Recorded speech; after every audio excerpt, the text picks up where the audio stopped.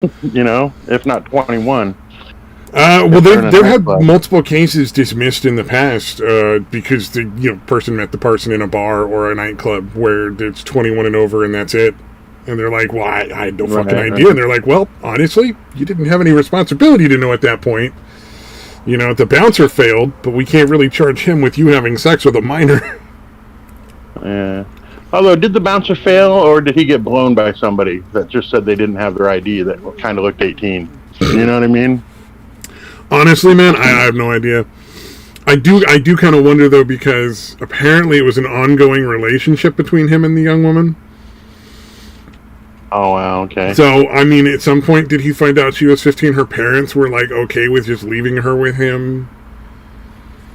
Mm-hmm. There's a lot of, weird fucking stuff around here. I have no fucking idea.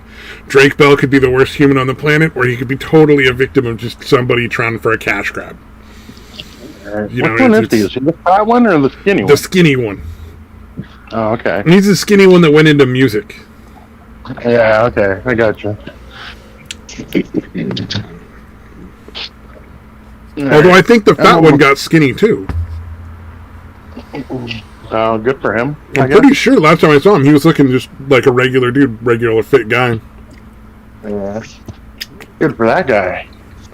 Mm-hmm. I suppose. Oh, dude, I finally got my exercise bike set up so I can actually use it. Oh, so yeah? I'm pretty fucking happy. I've been using that for the last 4 days that I had everything together, and it's that's fucking nice. Being able to actually get some exercise in, oh dude, it's a totally different ball game. This is really nice. It's a hell of a lot easier when it's at your house. You don't have to drive to it. You know what I mean? If you're if you're a member of a gym, still got to fucking drive to. Although it's also very. I can't imagine how ridiculous being in a gym right now is anyway, though. Yeah, I'm sure it's not that bad. Fucking obnoxious. Oh, I'm in California, though. Keep in mind. Oh, all right. Keep forgetting. I don't know if people are wearing those dumb fuck masks or what. This piece of T-shirt that I found in my car that I've worn for the last 20 days without washing is totally going to keep me from spreading germs. That's going to do it. Yeah. I mean, we're all sweating all over this equipment, but it's the mask. That's the important thing. Yeah. But, yeah. I still don't understand why they never mention, just washing your hands regularly. Oh. The fucking mask will fucking save you. Don't touch your face when you're in a store or in a public place, and wash your hands. Those two things make a far, far greater difference by far than wearing a mask. And what the shitty part of that is then people think that they see the mask so they think they're safe. And it's well, the mask doesn't really do anything. It's just to make you feel better. Nobody's actually safer, but now they all think they're safe, so they're more likely to break that 6-foot rule and all the other shit that they were using to keep themselves safe. I mean, to be fair, it's just a goddamn flu. They're fine. They're not really... The false sense of security. Well, they don't even need to have the false sense of security because it's the flu. It did kill a lot of people, and the regular flu does that too every year. Most of the people that died it was nothing to do with COVID. Yeah. COVID was just the straw. There was already 20 other things fucking failing. Yeah. Yeah. Well, dude, them making the big deal about the Delta variant or whatever. It's okay, so it's actually less deadly, apparently. Yeah, that's interesting, because, that metric sure changed from people dying to people just getting COVID really fucking fast, which is a completely worthless metric. It's a metric that means nothing. Yeah. It's like knowing how many people who got the fucking common cold or something. Mm-hmm. Or the flu. I guess the flu would be more accurate, but yeah, it's fucking... I mean, virtually everyone gets... diseases normally do is the one that doesn't actually kill people, but that stays alive long enough, that stays alive, keeps the host alive to spread to someone else. Yeah, well, I mean, almost everybody gets that. Longer. like once a year. Almost everybody gets like the flu and a cold at least once a year. Like that's just sort of like a standard sort of thing. Like you're almost every person. So what possible point would there be in keeping track of that? It's like, in other news today, water is wet. Right. Yeah, it's fucking expected for sure. All right, I'm almost done. I'm on my phone right now, gathering shit together. I'm eating the last couple of strawberries that I grabbed out of the fridge. Well, the good strawberry stand ones too, the ones that are not like the store ones. I mean, everybody's got strawberry patches, so they all know what I'm talking about. I hear you.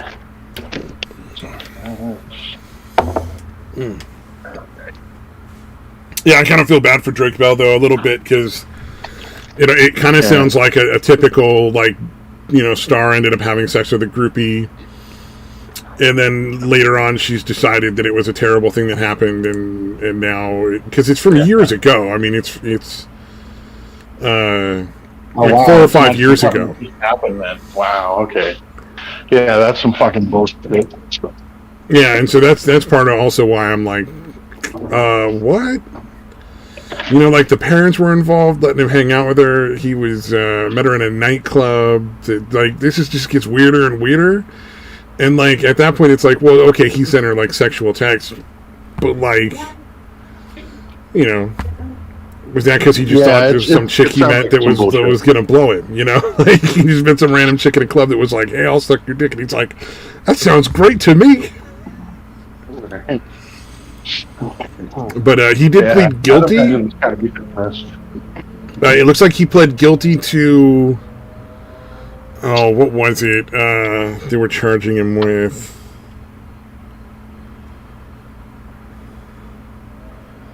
I didn't watch her statement. Yeah, guilty of getting blown in a club. Yeah. Yeah, she's 19 now, said she was 15 at the time. They exchanged texts of a sexual nature, which I think is the only thing they can really charge him with. Right. She's calling him a pedophile. I don't believe there's actually any sex that happened. Oh, wow. So they didn't even fuck. So there's no evidence of any sexual assault. None whatsoever. That wasn't even what the case was about. It definitely sounds like. But they're still going to make him a sex offender, and he's going to get probably a suspended sentence and a huge fine, as much money as they can potentially get, I'm sure. So it's a child endangerment case is the best they could come up with, and essentially the sentence has been suspended, transferred to California pending a review of his sexual offender status. It kind of sounds like the judge was halfway. Kind of like you did some bad shit, but we got nothing on you, so I can't really throw the book at you here. Yeah. But she's using the opportunity to make all sorts of wild claims without any evidence whatsoever, and there's really nothing he can do about it. So his career's pretty fucking over, I think. Either way, whether like I said, maybe he knew she was 15 and he just wanted to get fucking some. He's a creepy fuck that wanted to bang a kid, and then. In that case, good. But yeah, although the evidence it kind of looks the other way. Yeah. All right. Hey, I'm gonna cross over to the computer real quick. No, right, don't stay away from the light. Don't cross over. Oh no.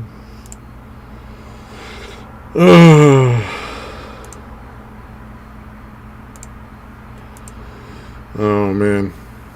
Detroit is in the process of crossing over to the other side, ladies and gentlemen. We're gonna ask him if he's ever seen Elvis when he gets back. Just to be on the safe side, we want to know.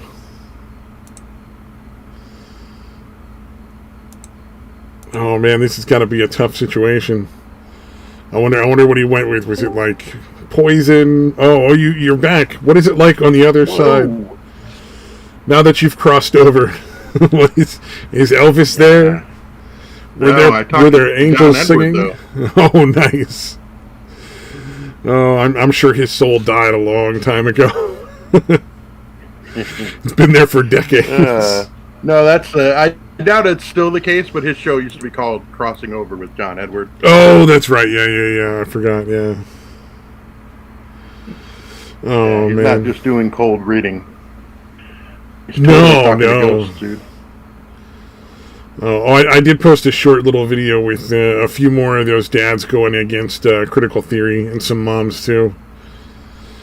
Like, it's not new, but it's kind of nice every time you hear like a new person. I didn't get a chance to see him. It's kind of nice just to see more people coming out, like in public, and just being like, "This is racism. It's bullshit. This is not true. This cannot be taught to our children. You have no place teaching anything to do with." Anything to do with this to our kids. You're here to teach math and science and English. This is not your fucking place. This is my choice. I'm the parent. I get to decide to teach how to teach my child about life. That's how that works. So I really like that. It's nice. No, it's incredibly encouraging, dude. Yeah. And I hate to admit it, but it's if it's a minority parent, it's way more heartening than if it's like a white parent. Well, because these fucks have no. They're delusional. You cannot talk to a lot of these people. So the only thing you have here is this huge slap in the face of their delusion. It's like somebody who's supposed to be this person who is a poor, pitiful person who needs their help and hates white people just as much as they do because he's been oppressed all his life. And it's like he's like, nah, dude, I got a real job. I went into college. I put myself through it. Y'all can kiss my ass. Nobody held me back. You know, like. Yeah, it's fucking really cool when you have that. It strikes the foundation. They have no response for that shit. It's like I had told you a while back about that doctor. The doctor at the place where I get my meds and shit is a young black dude, and he was basically saying the same shit. He's like, I never felt like I was held back or anything. Yeah. He's like, I don't think ridiculous. Anybody, when I was going into high school and a little bit of time I was in college doing automotive classes and psych classes and stuff, I never saw anybody, any groups of white people go after anyone to try to warn them off of improving their life by taking classes. In fact, I never saw anybody give a shit. Because in reality, that shit doesn't happen anymore. I'm sure if you scoured the entire country, you might find like one or two instances every couple of years. But that's as far as it's going to go. It's such a non-fucking thing, you know? Like, it doesn't occur. Yeah. Well, as far as white people being racist, dude, like, I can tell you, dude, like... Well, now it's, you can find a lot of black people being super fucking racist, and teachers abusing students and all sorts of shit. Like, people, students have killed themselves over this stuff. Like false rape accusation. I know there was one where a guy killed himself because of false rape accusations. Clearly, there was zero evidence and multiple witnesses, like, all together to prove that he had nothing to do with it, If he'd never done any of that, he got fucking harassed and fucked with. Oh, I tell you what, man, a lot of these people must be some of the most saintly people on the planet. Because I've seen what some of these people that are harassing them do, and there'd be a lot of hospital bills. Yeah. Like you come up and start screaming in my face, I'm going to beat you senseless. And it's not personal, it's just, you're fucking unsafe, and I'm going to take immediate action to protect myself. Somebody who's like screaming with spittle drooling out of the side of their fucking mouth while their hands are clenched is coming up in your face. Like, you beat that fuck up. You hurt him bad because he's going to attack. It's only a matter of time. I feel so unsafe. No, legally that is self-defense. It's literally like you feel unsafe and you have to. No, that's legally self-defense. There are places that have made it illegal and it's unconstitutional that they've done so. But in most places that is self-defense. Like somebody's, it's they don't have to physically attack you. It's what do you call it? Oh, it's like a definite threat. Self-defense, dude. Oh no, but I'm sure there's like a legal term for right. it, where it's like a threat gotcha. that is guaranteed. I just forget the actual word they use for it. Maybe imminent threat. Imminent threat. Yes, it's an imminent threat. They pose an imminent threat. You know, there's no reason for you to doubt whatsoever that they're going to harm you. You don't have to wait to get beat up. Yeah. Yeah, it's like that would be the most likely conclusion to draw, is this person is going to fuck me up. So Yeah, I'm the going person to looks like a take him person out of a first. psych ward film. And they're drooling as they're screaming at you with clenched fists. That's imminent threat. You have a reasonable, you know, you have a reasonable, like, belief Yeah, that it's you a need to reasonable defend yourself. assumption that Yeah, you're going to get assumption. fucked up. There you go, assumption. That's the word. Yeah, yeah. Yeah, reasonable assumption that they're going to fucking attack. Man. Yeah, we need like some people that do get these. I feel bad for the people that get accused, but we need some more people like with a little more backbone than a lot of these people who don't like stand out and like fucking talk about this shit and go on like a fucking publicity tour and just destroy these people.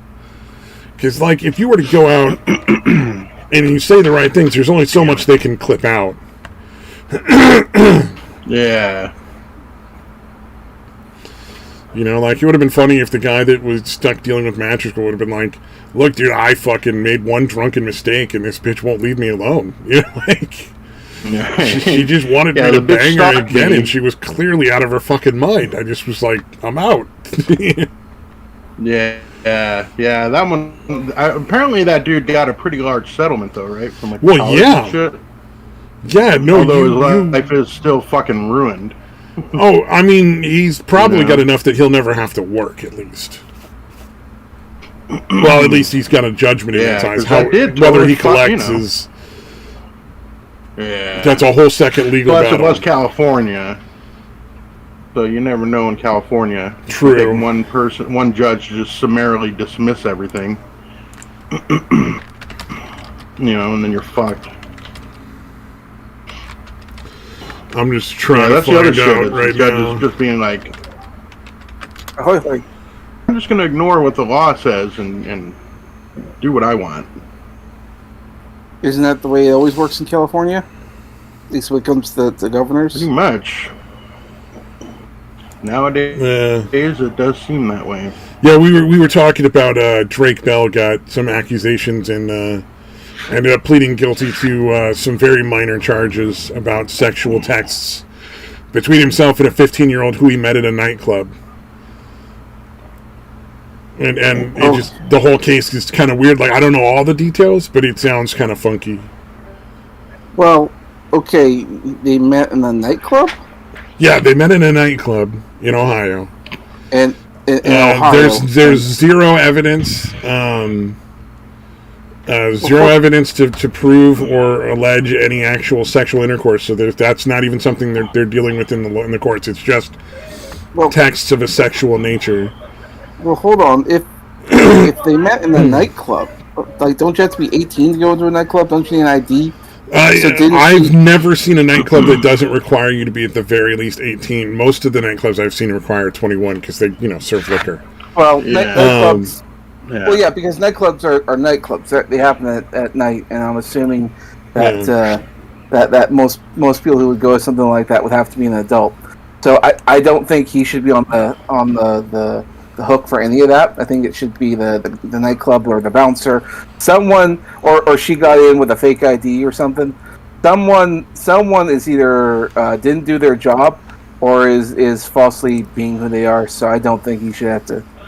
Well, not only that, so supposedly she alleges that the relation was ongoing, and there's supposedly situations where, like, her parents or her aunt would leave her alone with him.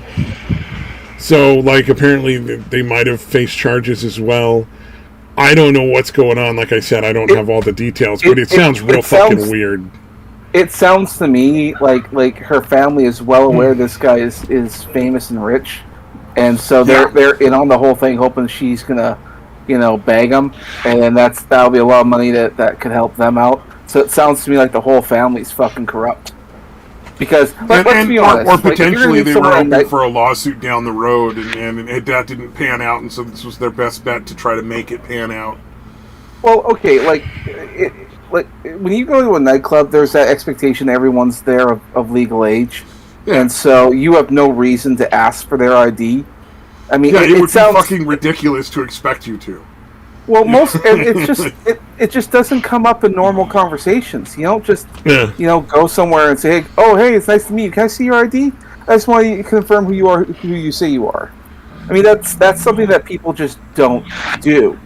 Like gender pronouns. Nobody fucking asks you unless you look like a freak what your gender is. You know, like I'm sorry, I'm not going to be mean here, but that just isn't something that comes up in conversation. Exactly. Well, I think it's all about how you present yourself. I'm not gonna. I think whatever pronouns or their nonsense. That's your information. I don't think anyone should have access to that, and I don't think there's any conversation that would come up that wouldn't sound awkward. So, I think it's silly. You never know, man. You're at a bar and this chick's going for you, and you're like, well, I don't know. She kind of looks a little masculine. Maybe I better figure some way to check out. Well, yeah, okay. If you really... That's what I'm saying. Unless you look like some real fucking weirdo and the people are like, I don't know what the fuck that is. I better ask. You know? It's just, it's not normal to ask. Because most people don't have to. Yeah, exactly. Well, pronouns and IDs, so... I don't know. When I hear it's a nightclub, I'm like... That's the part that really has me stuck, honestly.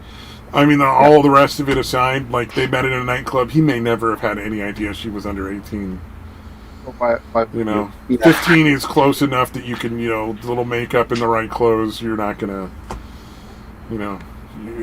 half the time you wouldn't know, just depending on who it is.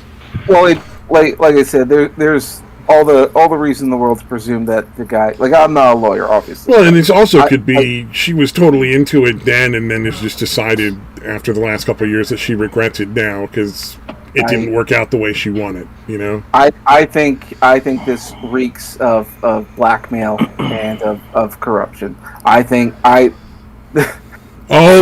she was going for money and he said no, and then she's like, all right, well, I'm pressing charges. Exactly. And so it's could be. I don't know. You want me to make this all go away? Well, then maybe just pay it off. And I think if he did, I think that'd be foolish. I would never. Yeah, what he's charged with is really not. I mean, he might have to register as a sex offender, but he's rich, so that really doesn't fucking matter. Like, there's a big difference between being a sex offender and, like, trying to get a job at the local McDonald's. And being a sex offender and having like $50 million in the fucking bank, you know, like. Well, so long as his like music career doesn't, go down, I think he'll be fine, even if he did. I mean, people still listen to that dude that peed on a 14-year-old. I have no idea who that is, but. Oh, what's his name? Fly Like an Eagle guy. I know the song you're talking about. I just don't know. Yeah, that guy peed on a 14-year-old or something. He got busted for it in court, and then he got busted again later on for something else with a minor. I can't remember his name. Yeah, I hate rich people. But it gets rich people, like, you hear them. It's like they get to the point where they have so much money they think they can get away with it. Yeah. Oh yeah.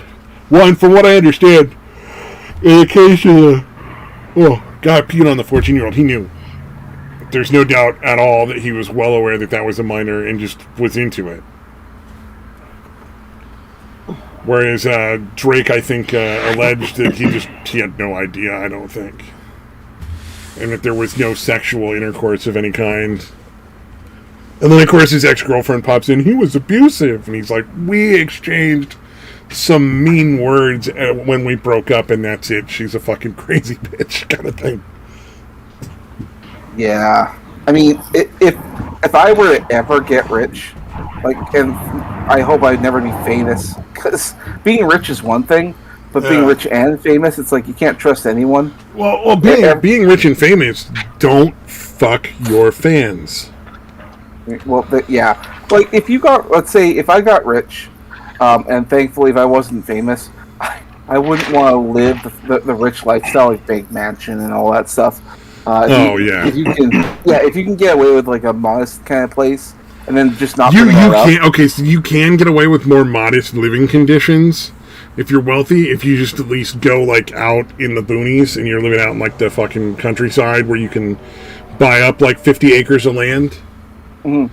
Because the problem with being rich and wealthy is or rich and famous is you can't just live in a neighborhood because people will fucking constantly harass you. Mm-hmm. You know, like neighbors will bring over their fucking cousins, nieces, aunt to fucking take a picture with you. You have people knocking on the door trying to get your fucking autograph 24/7. And you can't date anyone. Because, as soon as the neighborhood finds out who you are. Yeah, and it's really hard not to hate anyone, but they don't mean to be terrible. They just have no concept of how many people are doing that at the same time. Right. It's like, that may be the 105,000th time somebody's asked you that stupid question or told you that dumb fucking joke, but it's probably the first time they've ever interacted, with anybody famous, and they just have no idea how not to act.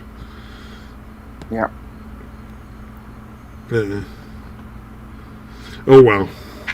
I don't think being rich or famous is ever going to be a problem that I have, though. I have a little bit of suspicion there. You'd be surprised. Like life. Oh, next year I'm going to learn guitar and I'm going to be a rock star, baby.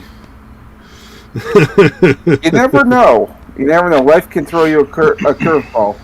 You never think about it. I got that exercise bike running. I'm fucking getting in some cardio every day. Oh, good. Yeah. I literally had to take the day off. I've been going to the gym like every day, and it took a toll on me.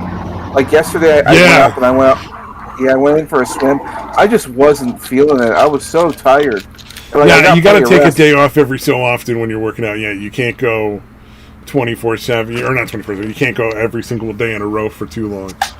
Exactly. I think my body was just worn out. I was actually thinking about that today. I was like, man, how many days in a row should I go before I take a day off? Well, I think you have to build yourself up before you can really go at it. I think I overdid it. Yeah, there you go. Yeah. Well, definitely on the first day I went to the gym, like I did my whole chest workout on that day, and I made sure to take it easy. I didn't overdo it myself. I did like when the last time I went to the gym, I was doing like 35-pound weights, doing exercise. I was doing pretty good, and I'm like, okay, I'm gonna bump all the way down to 20. I don't want to do like the 10s and stuff because I got little 5-pound weights, and I use them every now and then, and they're nothing. So I thought I'll just do a little 20. It was fine. I didn't overexert myself. It was great. I was sore for an entire week. All right, entire week. Oh, see, I'm starting from the ground up. I'm starting 10 minutes a day. There you go. And then in a week or so, I'll switch it up to like 15 minutes a day. Mm. And then once I get it up to at least a half an hour consecutive time, that's when I might start looking at maybe 30 minutes in the morning and then 10 minutes in the afternoon or something, and upping it that way, or just making it even longer than 30 minutes, depending on what feels more comfortable. Exactly. Yeah, take it nice and slow. I think so too. The first time I go back to the gym, I literally will do like maybe 2 sets of whatever muscle I'm working, and do it nowhere near to exhaustion. And even then, you still get a little sore. Yeah. But yeah, if you do like anything more than like 2 sets, you're fucked. Well, a little sore is good. It's a lot sore that lasts a long time. That's when it's bad. Yeah, where it's like anytime you fucking move. Yeah, there's like a little bit of soreness for like the next hour or two. That's normal, and I think pretty nice. But yeah, if you're feeling it the next day, you went too hard. The one exercise that surprised me when I first started doing it, and it was like I was sore for 2 weeks because I've never felt that kind of pain before. Is when I was doing my back exercises. Because I never really worked out my back before. So, yeah. So and dude, the back. If you do your fucking back exercises to exhaustion, and maybe this might just be me because I have a bad back, But if I do like even like a couple sets to exhaustion, it fucks me up for a long fucking time. Even if I've been doing the workouts for a while. Well, the one that, like I said, it might just be me bad back. But see, the one that did me in was this. It's just how do I describe it? It's this thing that leans you over. It's got this little thing you press the front of your body on. But the upper part can curl. Yeah, the upper part can curl downward. So I would do these curls. That would go. I'd lean my torso down, and then I move it back up. And I wouldn't hold on to any weight. Just cross my arms. It's like sit-ups, but less intense than an actual sit-up. Like you can kind of like gradually get yourself up to sit-ups with that. Or is it the one that goes the other way? No, because there's one where it resists you pushing down, and there's one where it resists you pushing back. Yeah, no, it's just it leans you down, and then you gravity takes care of the rest, and so you just bring yourself up. You say, I said, okay, no, so that's reverse sit-ups then. Okay. Yeah, I think what you're describing there. Yeah. No, I was going to say the back exercise I do is the one where you're like sitting and the bar's behind you and you lean back. So that would be the same as what Samaj is talking about, yeah. Yeah, but mine is that was what like, you're saying, like that? Yeah, the one I'm describing, there's no bar. You just lean forward, and then you move your torso down towards the ground. Oh, okay. Now I get it. Now I thought it was the one where it was like the sit-ups. Oh, you're facing up, like your body's facing up. Is that right? Yeah. Well, your body. Okay. Yeah, your body is it leans forward a little bit. There's nothing. And you just move your torso down, and then you use your back muscles to lift yourself back up. Yeah. So you go down and then up. That sounds weird, whatever it is, dude. It's exactly the same as the one you were describing, Deitois, but without the weights and resistance. Yeah, no, it's a no-weight thing. Gotcha. I mean, if you wanted to, you can, but your arms are free, and so what I would do is I cross my arms across my chest, and then I would just sort of like go up and down. Oh, so you were just describing the same exact exercise. One of you using a machine that involved weights, and the other one just using just your body weight. Yeah. That's what I was trying to say. Okay, I gotcha. So I would do that, and it was it was really intense. But the thing is that I was so used to doing every other exercise and doing like 3 reps, so like 3 sets of 10, and so I was barely able to do 1 set of 10. And I thought to myself, this is silly. I can do this. And so I pushed myself to do the other ones. That was my mistake. I immediately had to stop. I was sore. I was dizzy. I was like, oh shit, this is bad. And I felt it on my way home. And as soon, once my butt muscles rested, I was like, it's not so bad. When I got up in the morning, though, I could barely get up. I had to roll out of bed. I just could not. My lower back was that weak. I couldn't believe it. Oh yeah, no, that's I had that with the first 2 days I did the exercise bike. I woke up in the morning because I sleep on my front, and then when I put my foot back into the normal position your foot is on your leg, it's not bent so that you're laying forward. It just the worst fucking Charlie horses. All up and down the front of my fucking lower leg. It was really, really fucking weird. It was it hurt so fucking bad. I guess maybe shin splints would be a similar thing. I don't know. All right, this is the closest picture I could find to what I was doing. Oh, there you go. Yeah, that's what I pictured. Yeah, that's exactly what I pictured. All right, now the one I'm describing isn't that all the Extreme? way down. It's actually, it's more at an angle than that, so it's less intense.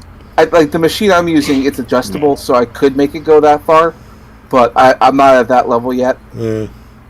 But let me tell you, it's good to do that, and it's good to do sit-ups because your abs also wrap all the way around your back. Yeah.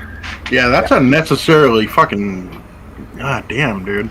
Yeah, see, what I do is basically if you turn that 180 degrees, put a bar behind you, and you just lean back. Yeah, it's the same exact movement. Yours is using weights as a resistance, so it's not as intense. And then Samaj just has a different angle, so it's not as intense. For this exercise, you can grab, for this exercise, you can grab, a a weight that you would put on like a bench press. You just carry one of those. Well, you'd be adding extra resistance. See, I'm talking about when you're with the machine that Deitois using, it would be less resistance because instead of your body weight, you're just setting like 50 pounds or something. See, like at my. You actually, the bar is weighted, obviously. Or I'm sorry, there's weights that are attached to the bar. You know, you can change the weight amounts. You know, and again, you're just leaning back, basically. Yeah. So, but this one, you would literally have to carry the weights like hugged to your chest. Exactly. Or something, right? I've seen people do that shit. I've seen people do that with like 45-pound weights and stuff. That's fucking crazy. When I was in high school, there was a lot of people that used to like really think that was the fucking thing.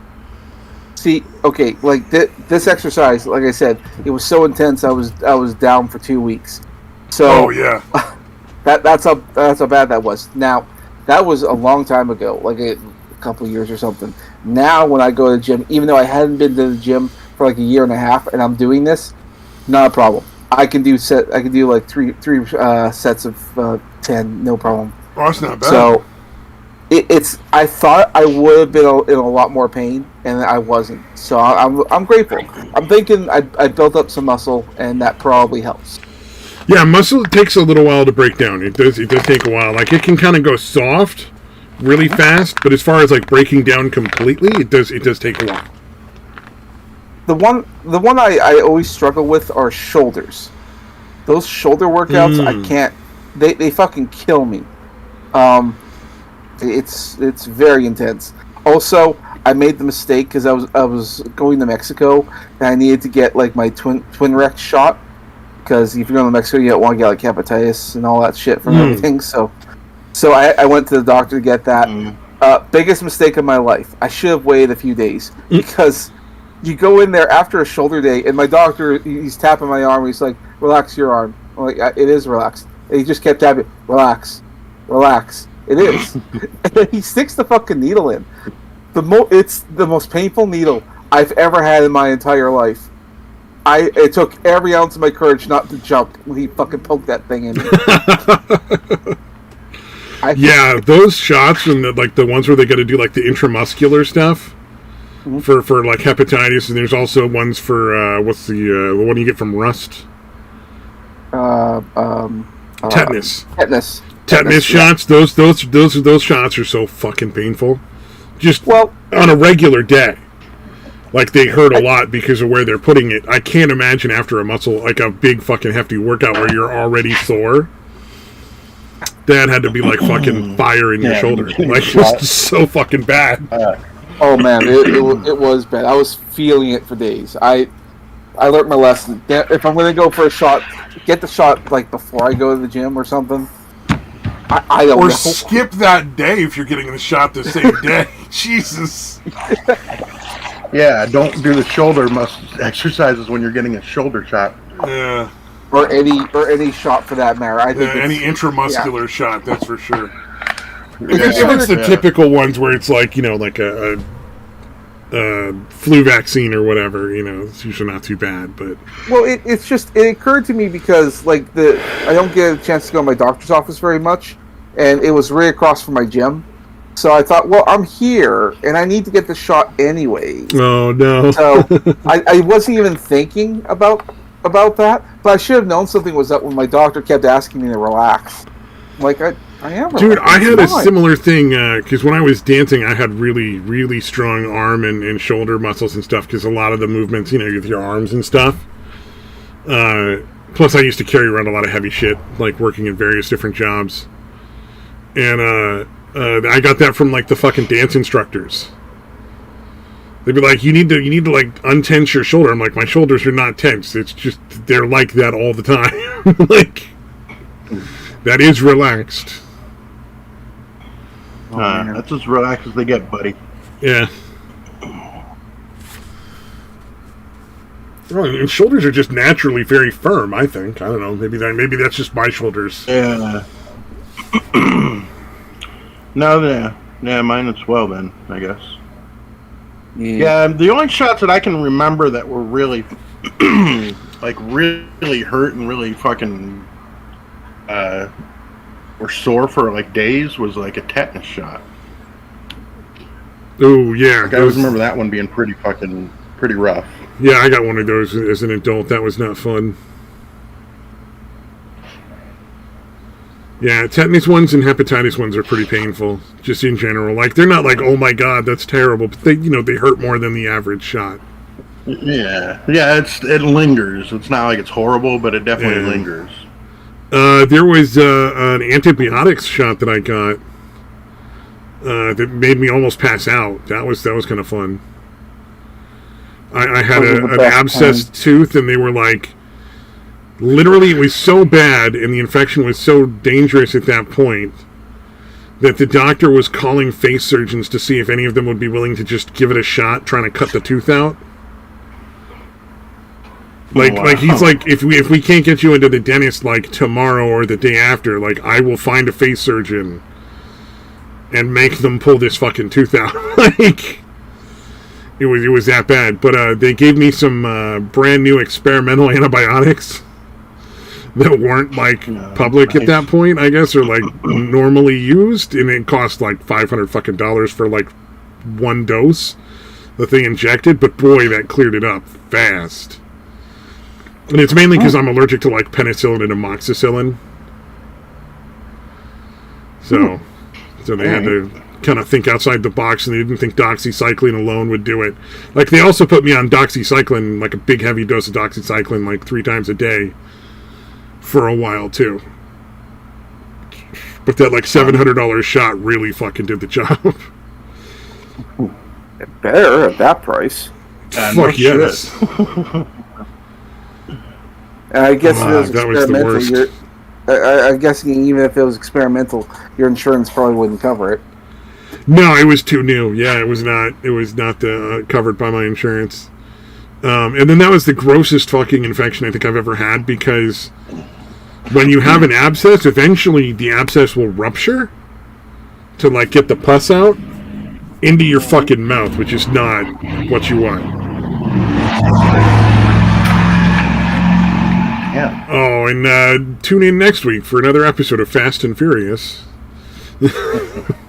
Dude, this is a fucking residential street, like way out of town. And that guy is just fucking people are hot rodding up and down it. Yeah, I can fucking tell. No, there's this asshole that like every Saturday night comes and like burns out and does like fucking donuts in our the intersection near where I work. Every fucking Saturday. It's not at the same time every Saturday, or I'd have called the police and been like, look, you want to catch somebody? This dude's literally here at 10 p.m. every single Saturday night. You're like, you can catch this dude and write him all sorts of tickets and make yourself some good money.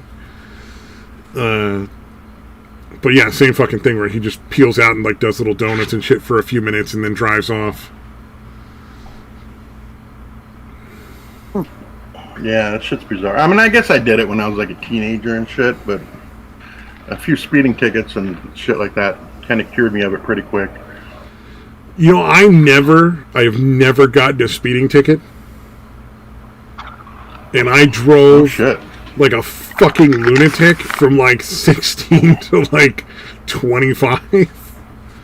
And on a couple of occasions drove drunk, for sure. Like, maybe not like fall down, never drive, like, but like definitely I should not have been on the road. Like, it was definitely too much to drive. Oh yeah. No, dude, I drove drunk dozens, if not hundreds of fucking times, dude. But like, I would pass on the shoulder of the road through the other lane if there were only 2 lanes, whether it was, broken lines or not. Oh yeah, I remember you saying that. Yeah, I've driven between 2 lanes of traffic to get around cars. Like, I really should have gotten a lot of really big tickets. Oh, I remember there were a couple times. It wasn't me driving this time, but I did do J-turns in cars at least a few times. Like, where you're driving down the highway, you slam on the brakes and you spin the car around in a big J shape and then go back the other way. Isn't that called Tokyo drifting? Kind of. Probably now. My buddy at the time had a 69 Dodge Charger that was fucking built out like a beast. And there was one time where we went to a Bible study class together, And the youth pastor at the end was like, "Oh, burn it out, want him to burn out the car." So like he left a column of smoke 3 stories tall from burning out this fucking car. In the back, in the rearview mirror, the youth pastor had run out because we were gone because sirens were coming, and you could see the youth pastor throwing the rubber dust in the air. It was the weirdest fucking night. Because I was not a religious dude. This dude was trying hard to convert me to Christianity because we were like good buddies, and he wanted me to be saved by God too. And I was just like, I'm not gonna fucking be Christian, dude, but I'll go. This is, this will be a hoot. Yeah, it sounds fun. As long as I'm not driving. Yeah. I didn't expect the burnout in the fucking Lions fucking restaurant parking lot. that was just dude, absurd. I used to there was a spot just off of the main drag in my town, the main street, where back when people used to do cruising, up and down the fucking boulevard and shit. Nobody does that anymore. But anyways, what I would do, there was this big dirt lot right behind these businesses, buildings or whatever. So basically I would go into that dirt lot and just do donuts for like a few minutes. Oh yeah, that's always fun. Pick up fucking ridiculous amounts of dust. And then I'd go drive back on, and there's this huge fucking dust cloud just fucking hanging over the whole fucking boulevard. It's fucking insane how much dust you can kick up with a car. Yeah. I mean, it'll be like 3-4 stories in the air. Oh, yeah, out in Arizona. That's got to be fucking great. Yeah. Fucking A, man. Oh, man. It is so much fun. But you and I followed the cardinal rule with the donuts. We didn't do them in, normal public streets. We went out to places where less likely to get busted, there weren't a bunch of cops hanging around where I was out doing donuts. Yeah, there weren't a lot of people either. I wasn't bothering anybody. I wasn't keeping anybody awake at night, that's for certain.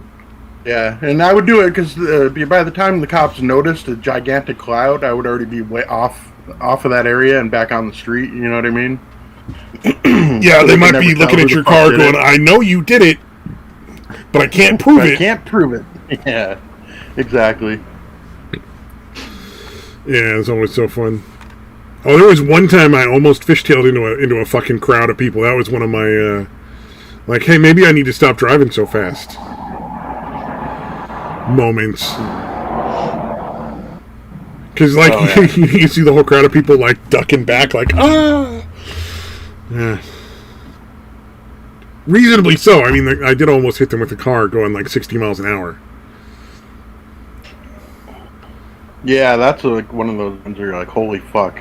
I was that could have been fucking hauling ass out on Highway 1, and I just did not realize that the next set of corners were so fucking tight, and there were no signs to warn me.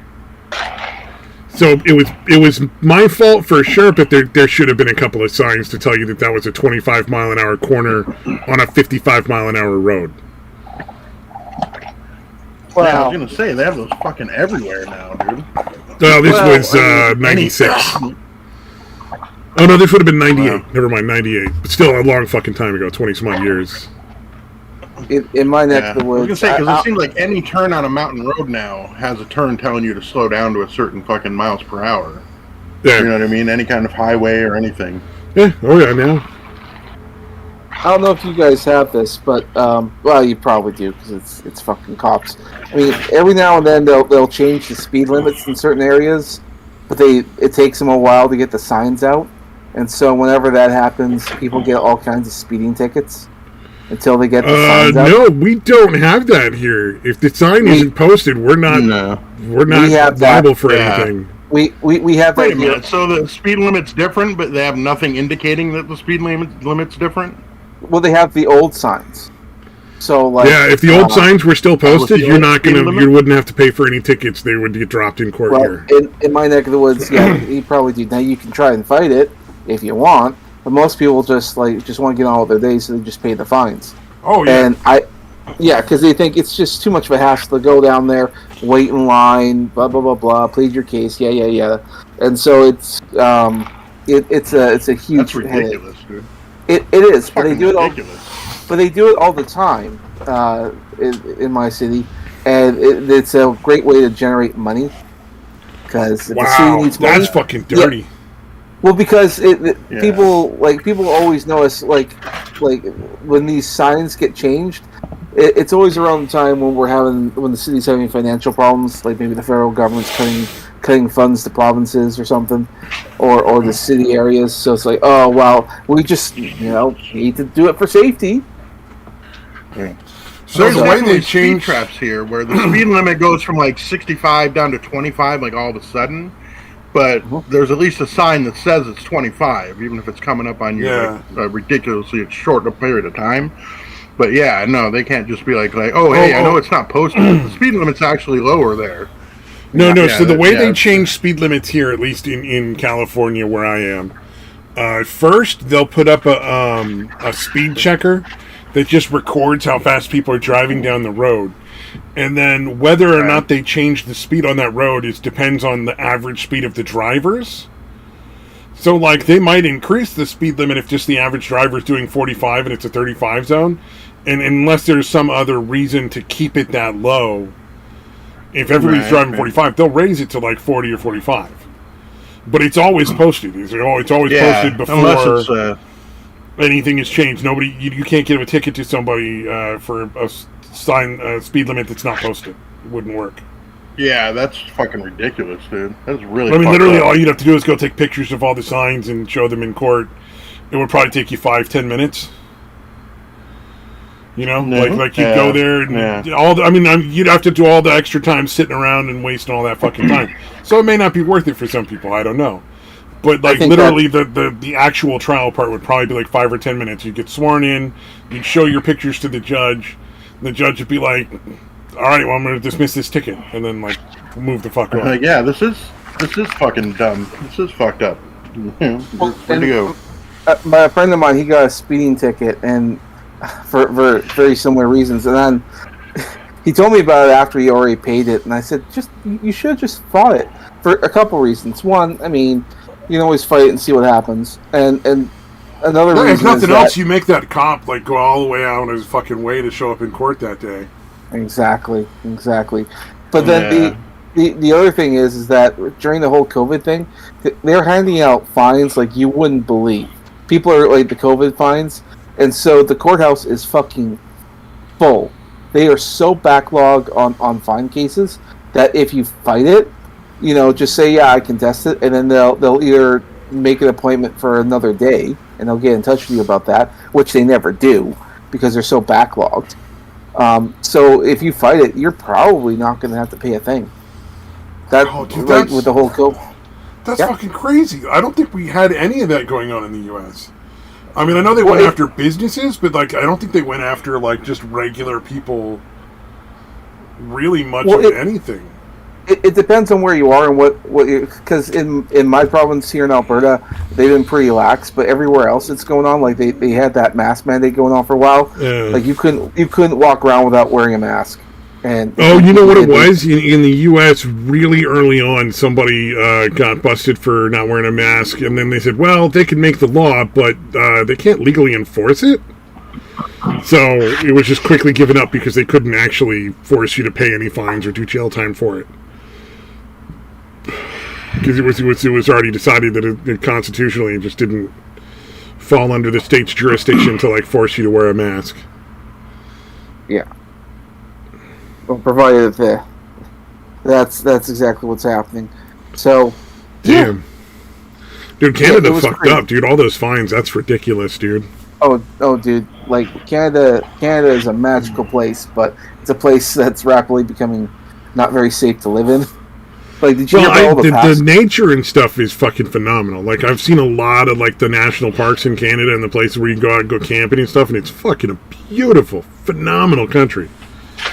And there's a lot of really good, like, restaurants and some great nightlife in some of the bigger cities. And it's like, but man, fucking, the laws sound atrocious. Well, it's rapidly becoming an authoritarian state. And I think part of the reasons for that is because, unlike America, Canada didn't really have to fight for any of its freedoms. It just kind of had them. Well, you guys had to rebel against the British Crown. We in Canada, we just worked with British, and then they just sort of said it's too expensive to enforcing Canada. You guys can just be your own country. In America, you guys just sort of said, "Fuck it, fuck off. We're not part of you." So you guys have that mentality of fighting, and we just sort of weigh it out, and then we kind of get what we want. And because we're so submissive in that sense, we just sort of think, we'll just weigh it out. Like all this COVID stuff, we'll wait it out. I mean, it's getting worse and worse. Wait it out. It doesn't help that also we have all this fucking cold all the time. And because it's always so cold, we know that if we wait it out, the cold's going to pass and summer will be back. So we have this wait mentality. But because we're not doing anything, our rights and freedoms are rapidly deteriorating, and we're just letting it happen because we think it's going to pass. A lot of that kind of stuff's going on in the U.S. too right now. I mean, a lot of stuff is just our rights are being eroded.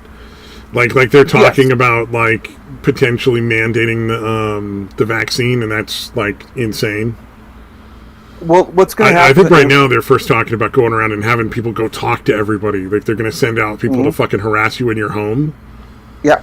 Who should not even have legal access to that information. It should not legally be in their hands at all. Yeah. Like, it violates all of our privacy laws. All of our medical privacy laws are violated by this, and nobody seems to give a shit.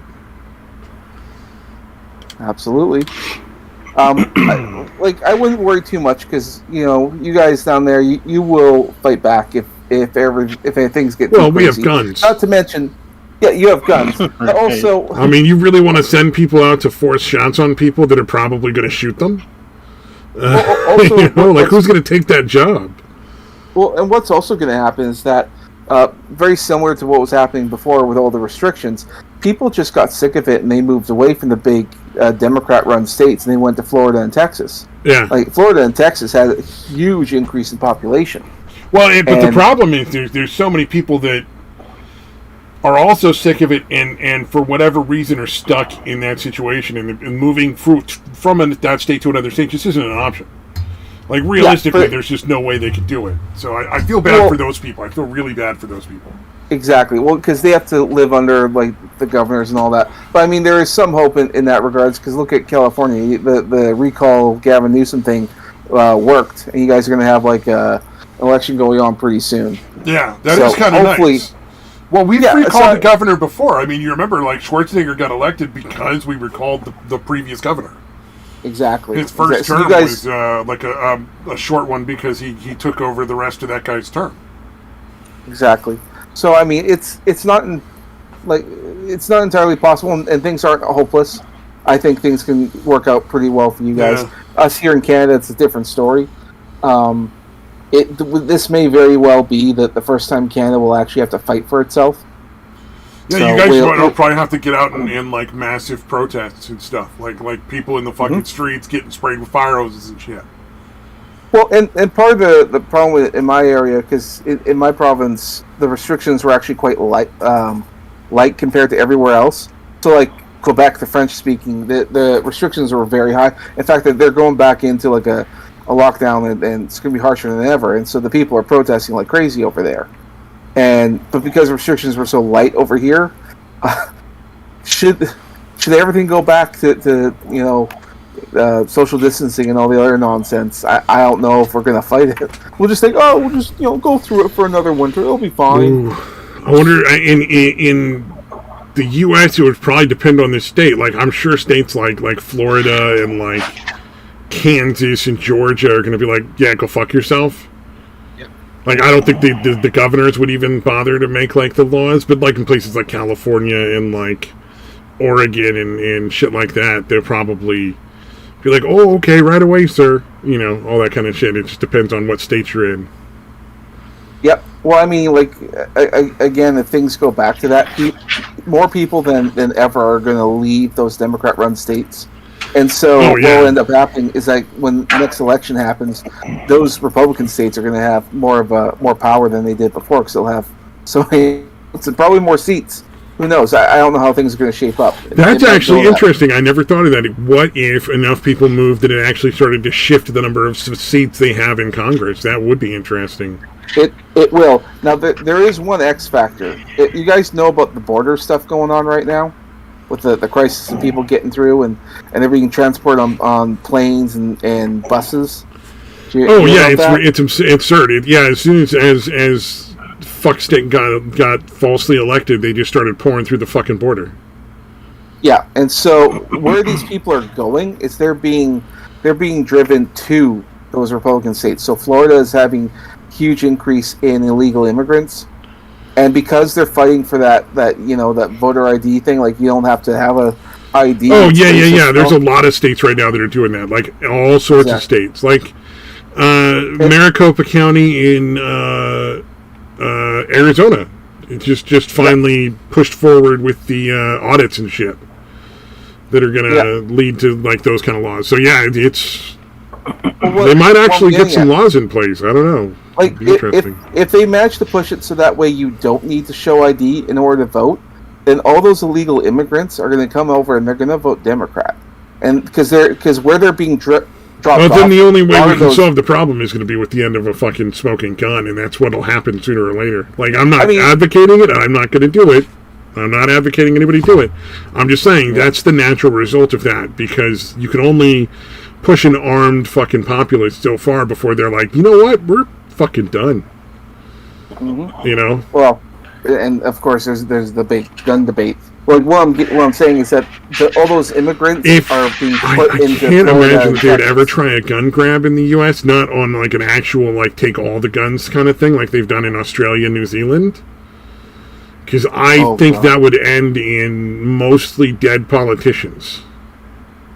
Well, I like to think so, but who knows? Texas and Florida, that would end with dead politicians. Like if you listen to the news that goes on, they're always saying like, look at all these mass shootings, look at all these incidents happening, and like that's being done for a reason. They're trying to push fear mongering, and people go, well, what do you even need a gun for? I mean, really, are you a hunter? You're not a hunter. It has nothing to do with hunting. I need a gun so I can kill the government if they become like tyrants. That's why I need a gun. Yeah. Well, so when it breaks into my house, I'm going to pull a bullet in their face. That's the other reason I need a gun. It has nothing to do with hunting. I don't give a fuck about shooting Bambi. Yeah, and hunting is not mentioned in the Constitution with the First Amendment. Yeah. It's pretty much stated that it's there, again, potentially, counteract a tyrannical government. Exactly. But what I'm getting at is they're trying to phrase it like that. They're trying to make it, they're trying to of course. Frame the whole thing through this whole, like, you don't need it. But that's been the argument that the left has used for, like, the better part of a couple decades. Yeah. Because I can remember that argument when I was in, like, high school, people being like, well, you're not hunting, you don't need a gun, you don't need a machine gun to go hunting. It's like, well, that's not why I have the right to a machine gun. And also, me having the right to a machine gun is not contingent on whether or not I hunt. That has nothing to do with what well, if you want to be a collector. I mean, I've always wanted to own a gun. I've always wanted to have that. But I've been doing a lot more research about it here in Canada. And it's like so long as I live in Canada, there's no way I'm going to get a gun. Because apparently once you sign up for it, like, for instance, they do a criminal record check on you every single day. And should something come up, like a speeding ticket or something, you're immediately going to get phone calls from the government about what's this all about. It is the most insane thing. The only way you could lose your rights to a gun here is if you're guilty of certain kinds of felonies. Yep. I think there are actually some felonies that you can get convicted of that don't come with like losing your rights to guns, but I could be wrong on that. Well, and these are all some of the main reasons why I'm like, I'm not going to own a gun until I move to the States. I am a big fan of getting your rights fully instituted after you're done with prison.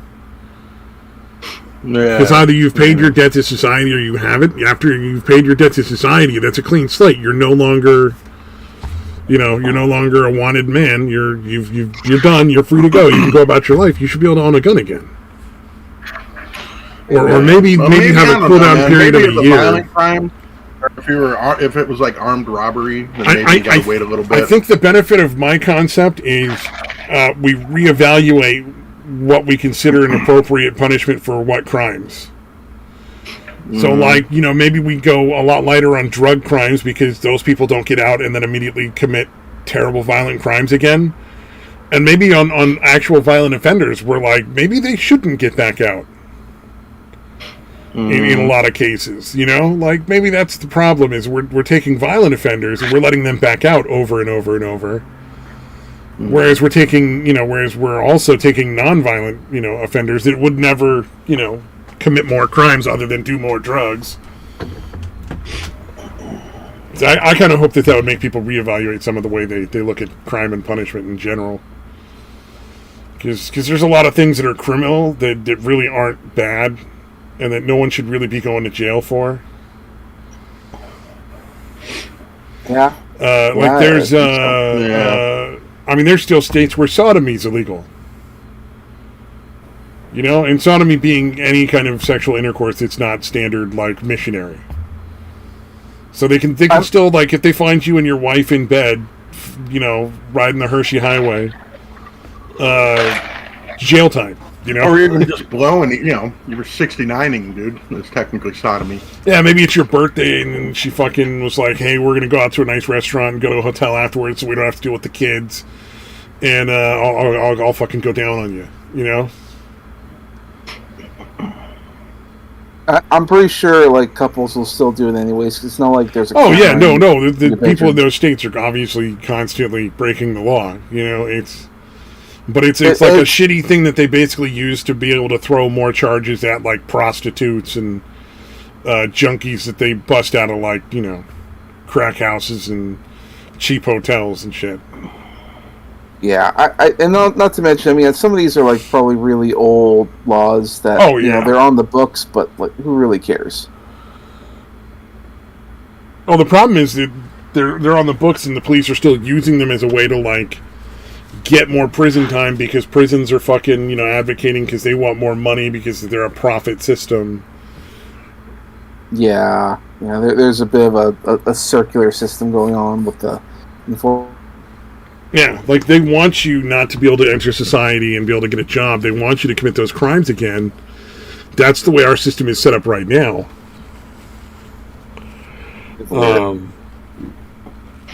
Because what they found is, I think, and it's hard to compare country to country because like cultures are so different and there's so many other factors involved. But I believe there's a lot of places where they find that putting people in prison is right, but you also don't let them just like become terrible people. You put them through like therapy and job training and all sorts of other stuff, so that by the time they're done with prison, they might actually be able to go out and get a job and not go right back to committing crimes in order to like support themselves and their family again. And people always need to remember, it's like when someone goes to prison, they're not going to be in there forever.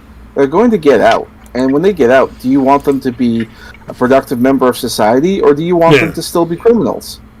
I mean, we need to treat prisoners with like a level of respect because they're still human beings. And if you treat them like they're not, they're going to remember that and come out and they'll treat you the same way that you treated them. Yeah, exactly. What's up, Mr. Sheepman? How's it going, man?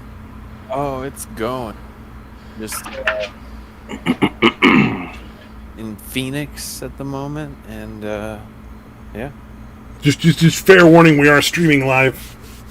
I figured as much. I know you know. I just like to make sure I tell people just in case. I don't want to be for sure that guy.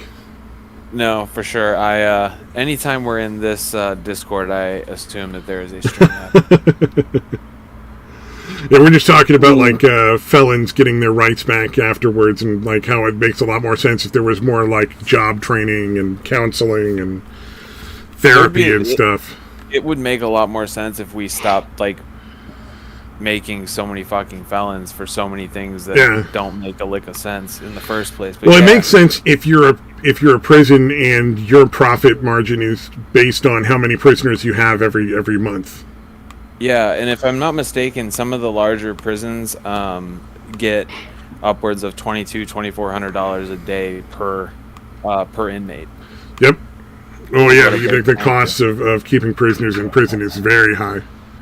it's not economical in any sense of anybody's realm of reality to have a prison population of like just over 3 million people. Like, it doesn't make any fucking sense. And it's like, unless you're like a big, like a serious like predator or a danger, if you're a sex offender, like you rapist or you fucked kids. Or you're like a murderer, like in cold blood. Not like you killed somebody in self-defense in a bar fight or some stupid shit. Yeah, Charles Manson, like a serial killer kind of guy. Yes. If you cannot be in society because... Yeah, those are the people we could just execute and save a lot of money on. And what the thing is, if we only kept those people in prison and stopped housing everybody else, we would have one of the smallest prison populations on the planet, because that's actually I do think there's a point to, there should be punishment for, like a guy that's stealing cars, or somebody that's like holding up the fucking corner store, or a burglar. There should be punishment for that, but it should also come with job training and counseling, so that by the time the punishment is over, they're actually capable of being a person and working a job and not going right back to what they did, because there's, no one will let them fucking run a place, no one will fucking give them a job. It could even be a misdemeanor, like a stupid fucking misdemeanor, right? Like any misdemeanor. And the fact that it could be for literally the most mundane nonsense that is questionable if it should even have been anything more than a fine, which honestly most infractions could just be a fine, because at the end of the day, it's about the courts getting their fees. Yep. Police. I saved a kid. I saved a kid a jail sentence for sure. He got a ride with the wrong fucking set of people. Like, he was just going from Oakland to here, and so I'm sitting out in front of my house, and the car just comes screaming down our little side road. It's not a very big road, so people don't speed on there at all usually. Slides to a stop. The two front passenger and driver just get out and fucking book it. And this poor kid gets out and just sits on the curb behind there, and he's like, I don't know what the fuck I should do. And I said, look, just don't run. Don't fight. The police are going to take you down. It's going to be real fucking unpleasant. Just repeat ad nauseum. You just got a ride. You didn't know what the fuck was going on. They can't really get you. You're the back. You're not in the front seat. You're not the driver. And he got out. I actually saw it in the paper later. He ended up getting out. They held him for questioning for like 4 fucking hours too. Poor son of a bitch. But like the two people that were driving were on the run from like some sort of violent crime and had a gun in the back of the car and shit. And had that dude actually run because he was considering it, like you could tell he was thinking, like, if I just take off now, I'm good. He'd have gotten fucked. You know what I mean? Like, they'd have thrown him in jail. Oh yeah.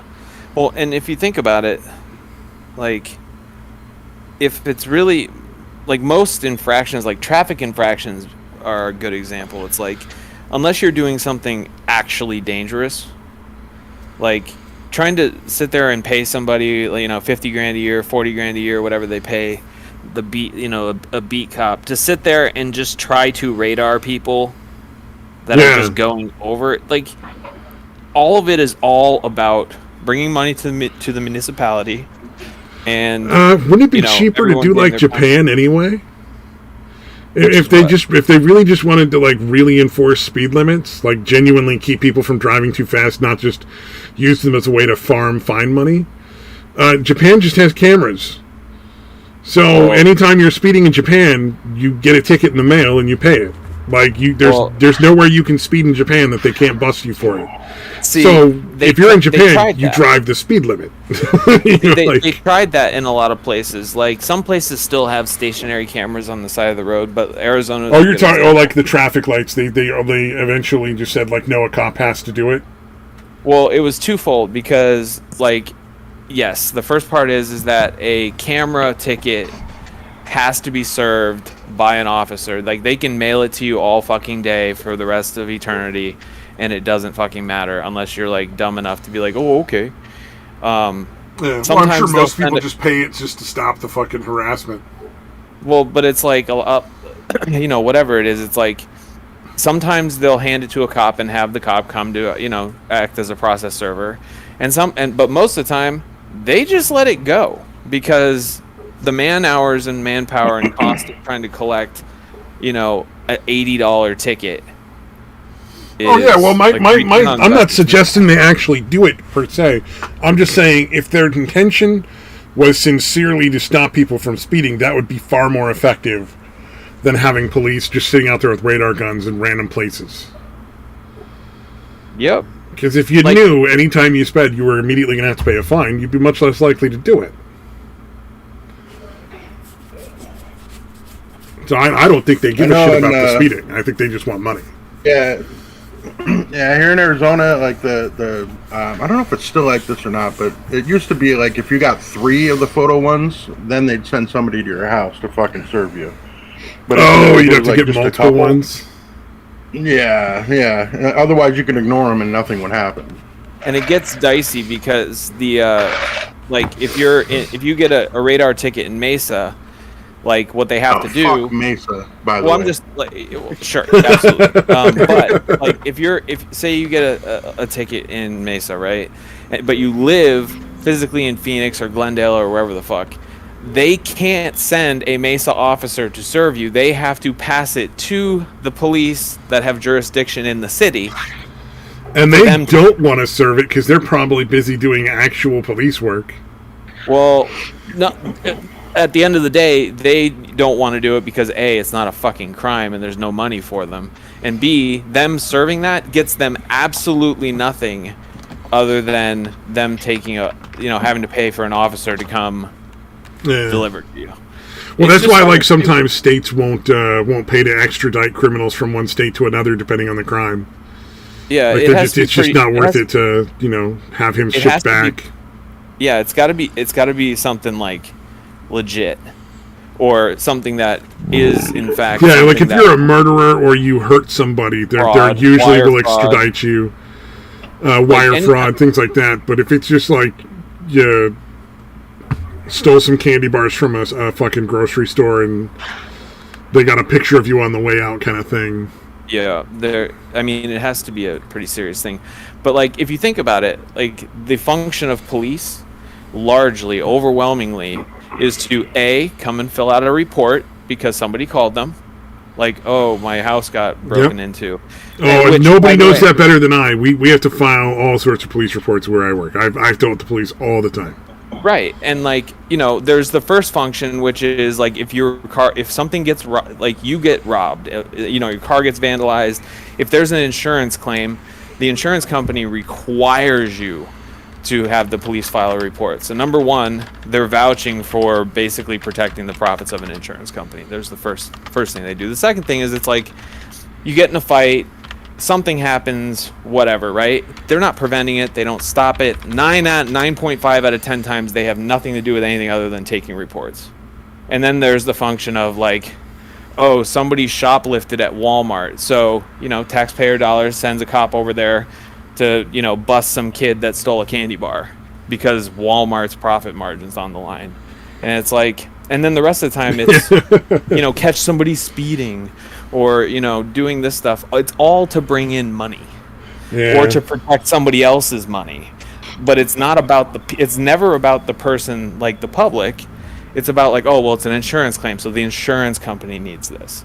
Like, I would say Walmart would have less to worry about some kid stealing a candy bar, and probably more of the money they lose is their own employees, like working with other people to steal larger amounts of stuff. Well, sure, and because they just don't pay their people enough to give that they would give a shit, like. And at the end of the day, I mean, think about this. Like, it makes sense for it to be a crime that the police would get involved with, like if I stole from you, right? Like I robbed your house, like that makes sense. That there's a victim there.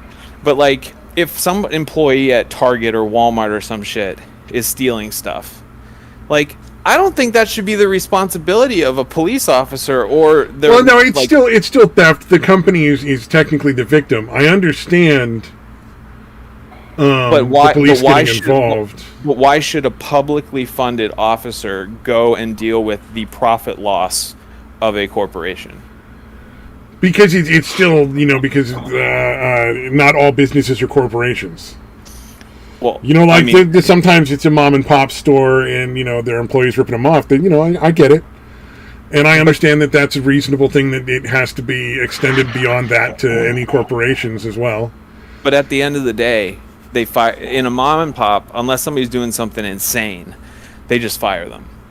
Yeah, well, and it's the same with corporations. My brother took Kmart for probably several $100s over the course of how long he worked there. Right. I mean, I think it's making up fake. Those like discount cards. Oh yeah. Kmart had a thing where you saved up points and you got like discounts. He'd make fake discount cards and just store up all the points on all the people, and then use them to buy shit for like half the price. Well, and it's like at the end of the day, and they just fired him. That was it. But I guess the other point is, at the end of the day, police physically do not reduce crime. They don't prevent anything. Yeah, no, they're. I mean, isn't it like even in like places where they have the cops sitting out? It's generally like unless there's an actual cop, like the speeding isn't reduced any noticeable amount, and even then it's like only when the police officer's there, because the second he's not, it goes right back to what it was before. Yeah, and well, here's the thing too. Like Waze and Google Maps and all that stuff, right? Like when you use them, like Google Maps and Waze, they warn you there is a speed camera ahead or a speed trap ahead. Like especially Waze, because you can actually, as a user. Really, I know that was a big thing in courts for a while. That the states were trying to make that illegal. Yeah, they can't because they have no jurisdiction over it because it's not doing anything wrong. It's not breaking a law. Yeah, there's no violation in telling somebody that there's cops over there. Right, exactly. And at the end of the day, like there's some very you can't legislate. Like you can regulate, but you can't legislate something that is like, oh well, what's the argument? Like they're making people drive slower.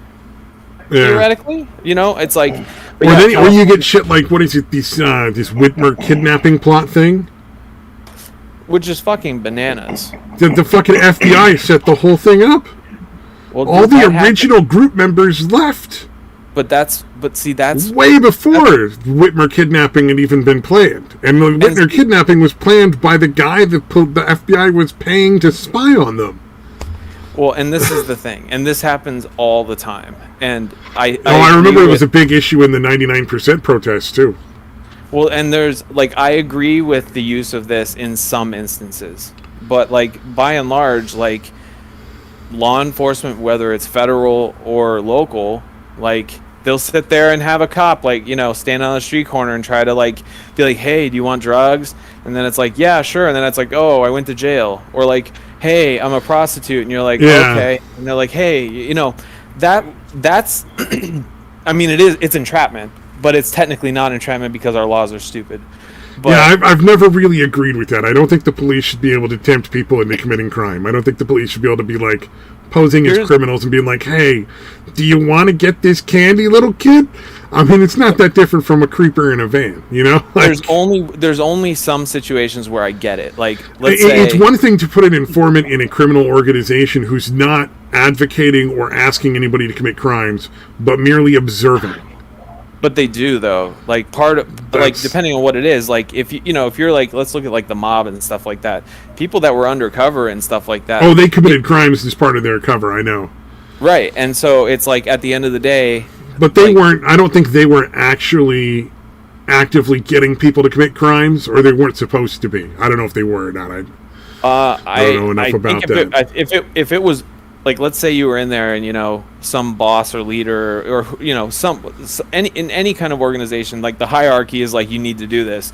And if it's the decision between like doing what they ask or help organize something or run something or whatever versus like blowing the operation, like they do like they do all kinds of stuff, but that's like big stuff. That's but also if you think about it, there's a huge difference between like a criminal organization and a hooker. Well, that's you know what I mean? Like a guy wanting to get a blowjob for $20 at the fucking Hotel 6 down the road. It's not on the same level of danger to society Dude, it's on as no the guy level who's like beating the shit out of all the store owners on a certain block and making them pay a protection fee. Yeah, totally. Those are crime syndicates, and like honestly, if we wanted to make society safer, we would just legalize prostitution so people could get like their STD checks, their birth control, do all that stuff that they need to do. That's a given. And not have to be like under some like do all the things that have shown in every other place that they've been done to cut down on STD transfer rates, violence against the people involved, and child prostitution and sex slavery. 100%. It's like those are all good things. But like we have a extremely large evangelical issue. We were based on a lot of puritanical assholes that left a place because they didn't feel it was strict enough religion wise. But that's kind of our founding fathers weren't all the nicest folks. No, they were dirtbags, just like anybody else. They just like designed something and it took hold. Like it could have theoretically just as easily gotten their ass kicked by the British, or because I mean the British were being backed by Canada as well.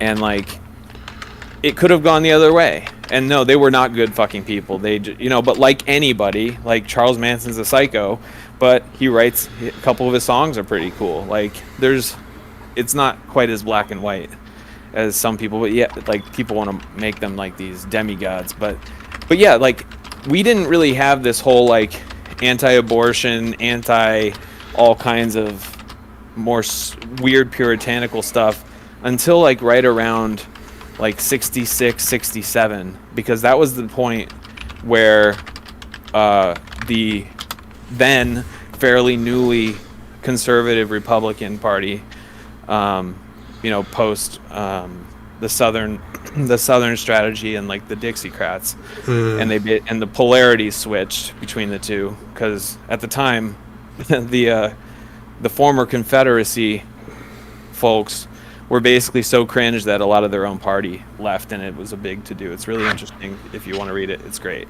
Well, I know that the modern drug laws, the big problem with that came from fucking Reagan, if I'm not mistaken. Like, Reagan's era was the really bad fucking time for a lot of stupid drug laws. Yeah, so, like, under Nixon, he's the one that coined that whole war on drugs bullshit. But and that's the guy we want to fucking trust, the guy that had to step down so he didn't go to jail. Right.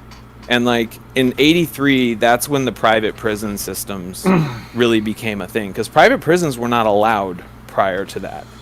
I remember there being a lot of talk about that even when I was in like high school, like junior high and shit. And like, so under Reagan, 1983, the first private prison popped up, and then between '83 and like now. But obviously during the 90s, early 2000s, it was probably the worst part. In between 85 and like say 2000 was probably the worst. Where they, the crime bill, there was it was contributed to by both parties. Like it wasn't. I mean, it started under Reagan, but it was kept going by like the Republicans and the Democrats. Dude, yeah, like basically the idea started under Reagan. Bush got around to working on it during his thing, and then because his term had come to an end, it got pushed through to the next administration. So by the time it was Clinton passed, at that point, I think. Yeah, it was Clinton. Yeah. At that point. And this is the thing. Like, there are differences, and there are very clear differences between like the two parties, but like there are some fundamental fucking problems that is not a party issue. It's a fucking America problem. Which, like the way we do like our criminal system and our justice system and all the prison systems, like it's fucked. And right now, for whatever reason, neither party can sit down and talk with the other. Like there's just no give on either side. There's a lot of posturing as if there's give, but like there's not really. At this point, like nothing, like there's not going to really be a lot of conversation, unfortunately. Yeah, it's pretty insane. Because right now, like the Republican Party is kind of in a weird position, because part of their party is like still like, oh, the election was stolen and all this other stuff, and they're freaking out and spreading all that and trying to capitalize on that because it's a great fundraiser. But also, there's the other part of their party, which is like, y'all need to chill I don't know you. Your QAnon shit is weird. No, thank you. So they've got their own issues, and honestly, like I'm not really sure how that looks if they end up, splitting apart into different things. Well, I mean, it kind of feels like the Republican Party has been for a long time. Talk a big game, then back down slowly, and just be the controlled opposition for the most part. Because both parties are clearly being controlled by corporations at this point. Like, it really doesn't matter who's in charge because nothing really changes. So you can't possibly conclude that either party is not corporate controlled at this point. Well, there's just no evidence to say that. Well, I mean, the only evidence that there really is, which, like, to one degree, one way or the other, is like, if you look at the FEC filings for all the donors and stuff like that, whether you can look up every single person that's an elected official and like see all this, and it breaks it down even to like if it's from PACs, super PACs, special interests, like what industry of the different industries and special interests have given money to who. And there's definitely some Democrats that do get large, at least corporate money, not necessarily weird super PACs and like the dark money situation as much. Some do, but not. It's not they all get that money. They don't all get it necessarily through like campaign donations. But they have to. Because there's also the you can go use my vacation house indefinitely. You can have the use of this vehicle forever.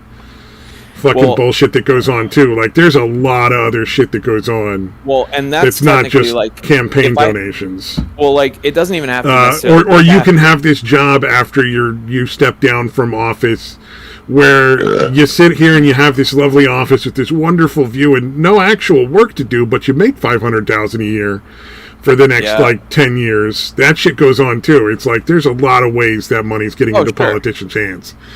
Yeah, I mean, at the end of the day... And that is definitely on both sides. I'm talking about just straight up, like, cash flow. Yeah. Well, I mean, if you're talking about campaign funding, cash flow, like, that's also one of those things where it may not necessarily be corporations, but it may be individuals within those corporations donating money that way. Well, there's a lot of ways around those things, man. Individuals have a maximum, like... But if the corporation has, like, 100 people donate the maximum, that comes out to a lot of money. If I'm not mistaken, the maximum for like a house campaign is like $5,800.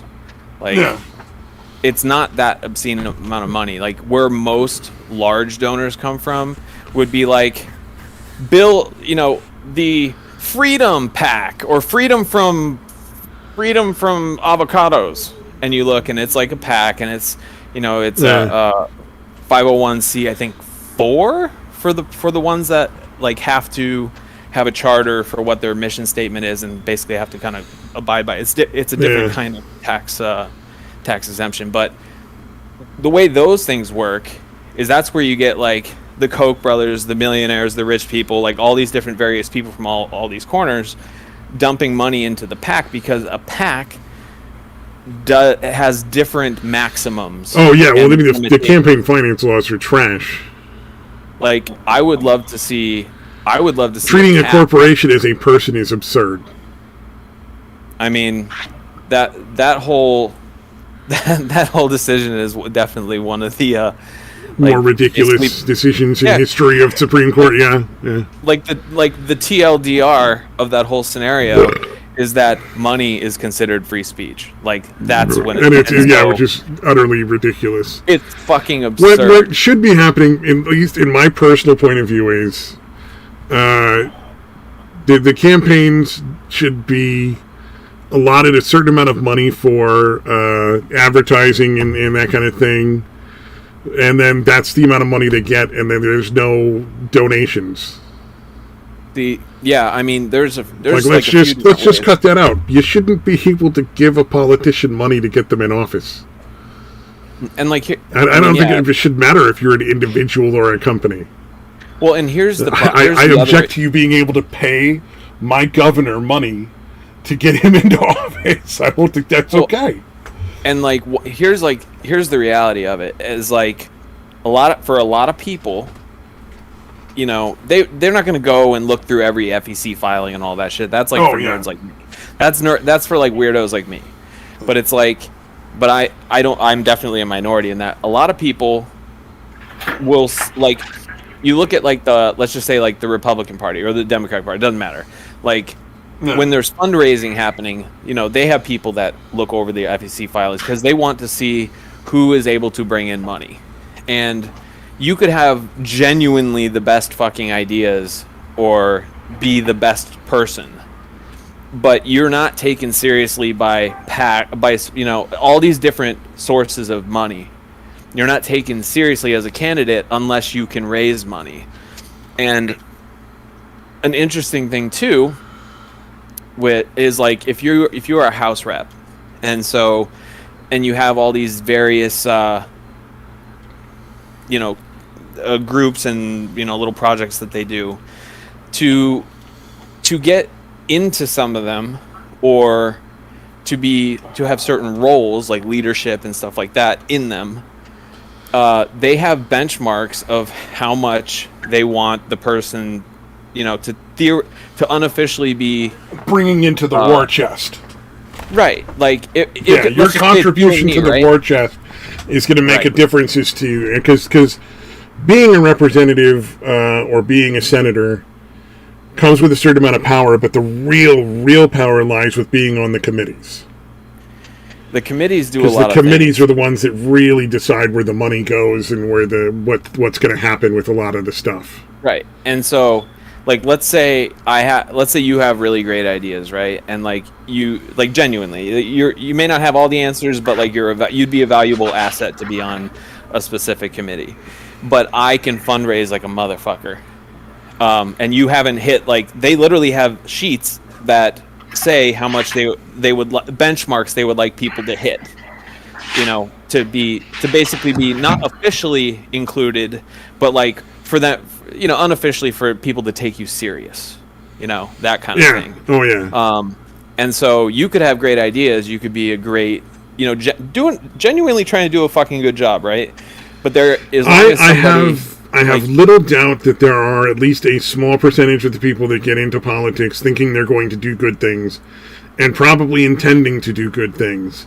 Unfortunately, I think the whole system is so corrupted that it just drags them in. I think there's the majority are getting in there for money. Let's not lie to ourselves. They're rich people's kids who want to keep the whole thing going, and they want to make some money, and that's how they do it. Like some of them are, children of politicians. I'll put it this way: like the people that, and I wouldn't say this would necessarily be 100% true, but in my view, like if you have somebody running or in there that refuses to take like big PAC money and like massive like special interest money like from people, that's a good indicator that they are at least like their head and heart's like in the right fucking place. Like whether what they do is up for debate, or what people's opinion is, but like those people versus the people that will sit there and take their NRA money, their big bank money, all these weird PACs that if you go into all their FEC stuff, you find out it's like got Koch brother fucking cash flowing through it like it's wine and stuff like that. Like the people that take that stuff, either they've decided that doing that to get themselves in, to enable themselves to then do good. I think those people exist. I don't think they are the majority. No, they're an extreme minority, I'm sure. I think the people that take we'll just call it the dirty money, so to speak, those are people that might just just want the entry level pay for a first time representative of $174,000 a year with full benefits and all the bribe money you can spend. Well, and that's like the other thing is it's like, I mean, this is a great example. Like you look at like, people like Marjorie Taylor Greene and like Lauren Boebert, they have literally no platform. Like objectively, as somebody who's like sitting in a seat, they have no real platform. They have no fucking ideas. And all their shit is basically just to be a carnival barker and to create like almost like a popularity influencer type thing solely. Oh God! so Well, they have can you get read? donations. Have you actually read the Green New Deal? I have. And it makes no fucking sense. I mean, there's parts of it. I understand the supposed goals she's aiming for, but none of that makes any sense. She's incredibly good at getting social media influence and getting donations. At this point, no doubt. You know, it's like there's a lot of those people out there who are just like, they don't really. It's clear that they're there because they can get the social media and the money flowing. Well, and the thing is, that's all they're there for. Nobody else gives a shit about anything else they have to say. But part of the process is to, you pass something, you kick it over to the next, to the respective place that it didn't come from, and then they theoretically look at it and they're like, well, what if we tweak this, cut this, da da da da da da, and then they send it back, and try to get it passed back and forth. Like, I can even accept stuff that's imperfect or things that don't make sense, if it's part, with the idea that there's two fucking wings of the legislative that will theoretically sit down and be like, let's try to find the best solution we can. Well, we know that's not happening. If that was happening, our laws would make sense. Well, no, it's not happening. And I mean, a great example of like what just should not fucking happen by anybody. It doesn't matter what party or any of that bullshit. Oh, like the laws that you got to pass to find out what's in them? Well, number one is like, if you and I are sitting down to, like, let's just say, write a bill about corn, right? Like, on page 9,427, there should not be a blurb, a paragraph that slips in like some fucking tax cut, or like. You're talking about pork. Okay, yeah, pork would definitely be enemy number one. Like, number one, like, enemy number two would be allowing the corporations that the laws will affect to write the laws. I'm really not okay with that either. Fuck no. No, there's objectively the worst, literally the worst legislation, and the uncontroversial worst. Like the 90s crime bill, like all this other bullshit. Like, all of those came from these think tanks where it's never really a straight up corporation writing it. What they do is they have like a boardroom, right, type situation where there's like a person from this company, a person from this company, and they all get together and make boilerplate fucking legislation and send it back, to whoever is going to allegedly submit it. The largest one is named ALEC, ALEC. Don't remember what the acronym means, but they were behind literally the worst fucking legislation that's come out in the last 40 years. And if you want a good laugh on YouTube, if you search for, I'll look up the dude's name, but there's a guy that took an ALEC bill, submitted it, he forgot to take their fucking watermark off of it, like the stamp in the upper right, and like redo it before submitting it. So he's standing there in session, I forget if it was the House or the Senate, and they're like, and a guy asked him, he's like, so is this bill like written by ALEC? And the guy like looks like he shit his pants, like just shit his pants, and his soul left his body, and and he's just like sitting there, and they're like, because the copies that we all have this ALEC emblem logo on it, like, so we're just curious about that. Like, that's not conspiracy at all. What you're saying is 100% accurate, but it's like even worse than a corporation writing it. I know. There's the ALEC where they all pay for an entrance fee to have their representatives take part in writing the laws for Congress. Yep. Yeah. Well, and if you want to talk about elections, like you could look at local elections, state and local elections. Like, there's been many things, and I can even use Phoenix as an example, where they wanted to. Maybe they want to build a new mass transit system, right? Or like nothing crazy, right? It's normal like infrastructure shit, or a new program, like a new social program or something, right? Yeah. And like, I'll use the Koch brothers as an example because it is the largest example, where they were putting money into even local and municipal elections to cancel things, to get things cut or not passed or voted against and things like that, strictly because of business interests. like because they had investments in like a bazillion different things. And well, so, and the Koch brothers are probably the most well known because of how much and how far their reach extends. oh yeah, it's the But largest situation. I mean, to be fair, I don't want Mrs. Smith down the road being able to throw $1,800 at whatever politician she likes the most. You know, I also don't want I think Keanu Reeves is one of the nicest people in Hollywood. Everything I've heard about him, he's a great guy. I don't want him throwing money at politicians. You know, I don't think that's acceptable. And I don't want it. Like, I don't want corporations doing it, like the big money, because the only reason why people give big money like that is because they want something. Or if you want to donate money in something that's going to help people, then it should be a charity that's actually using that money to help people. Yeah, I would like to see, like, it's less of an issue with the public being able to give money. But personally, I'm with you on that. I would love to see a vast amount of money, like, cut out, like, capped, you know, to where, like, a presidential election, like, each candidate in the, like, after, like, through their whole run, if they make it all the way through, whether they win or not. Didn't Hillary and Trump almost spend $1 billion each? It was like 600 and some million, and like 500 and some million or something like that. They were within like. I thought they both got really close to $1 billion in total expenses for their campaigns. Maybe I'm misremembering the final numbers, but it was definitely in the high sixes to low eights. Not that your numbers are any better, really.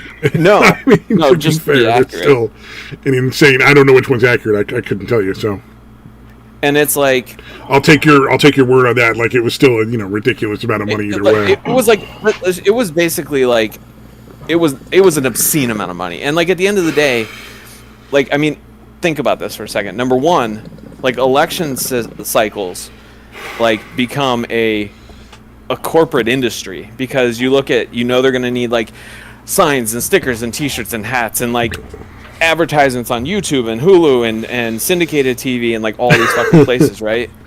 New Nation wants us to be able to donate to cat girls still. Well, yeah, I mean, that's fine. You know what?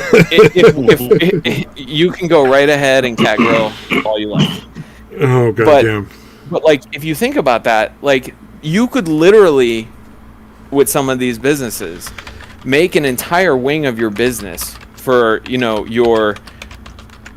for a year, or start up a business just before, like, doing something that is like in quantity, t-shirts, blah blah blah, whatever, and just they make bazillions of dollars off of a democratic function of a fucking government. It's like, yeah.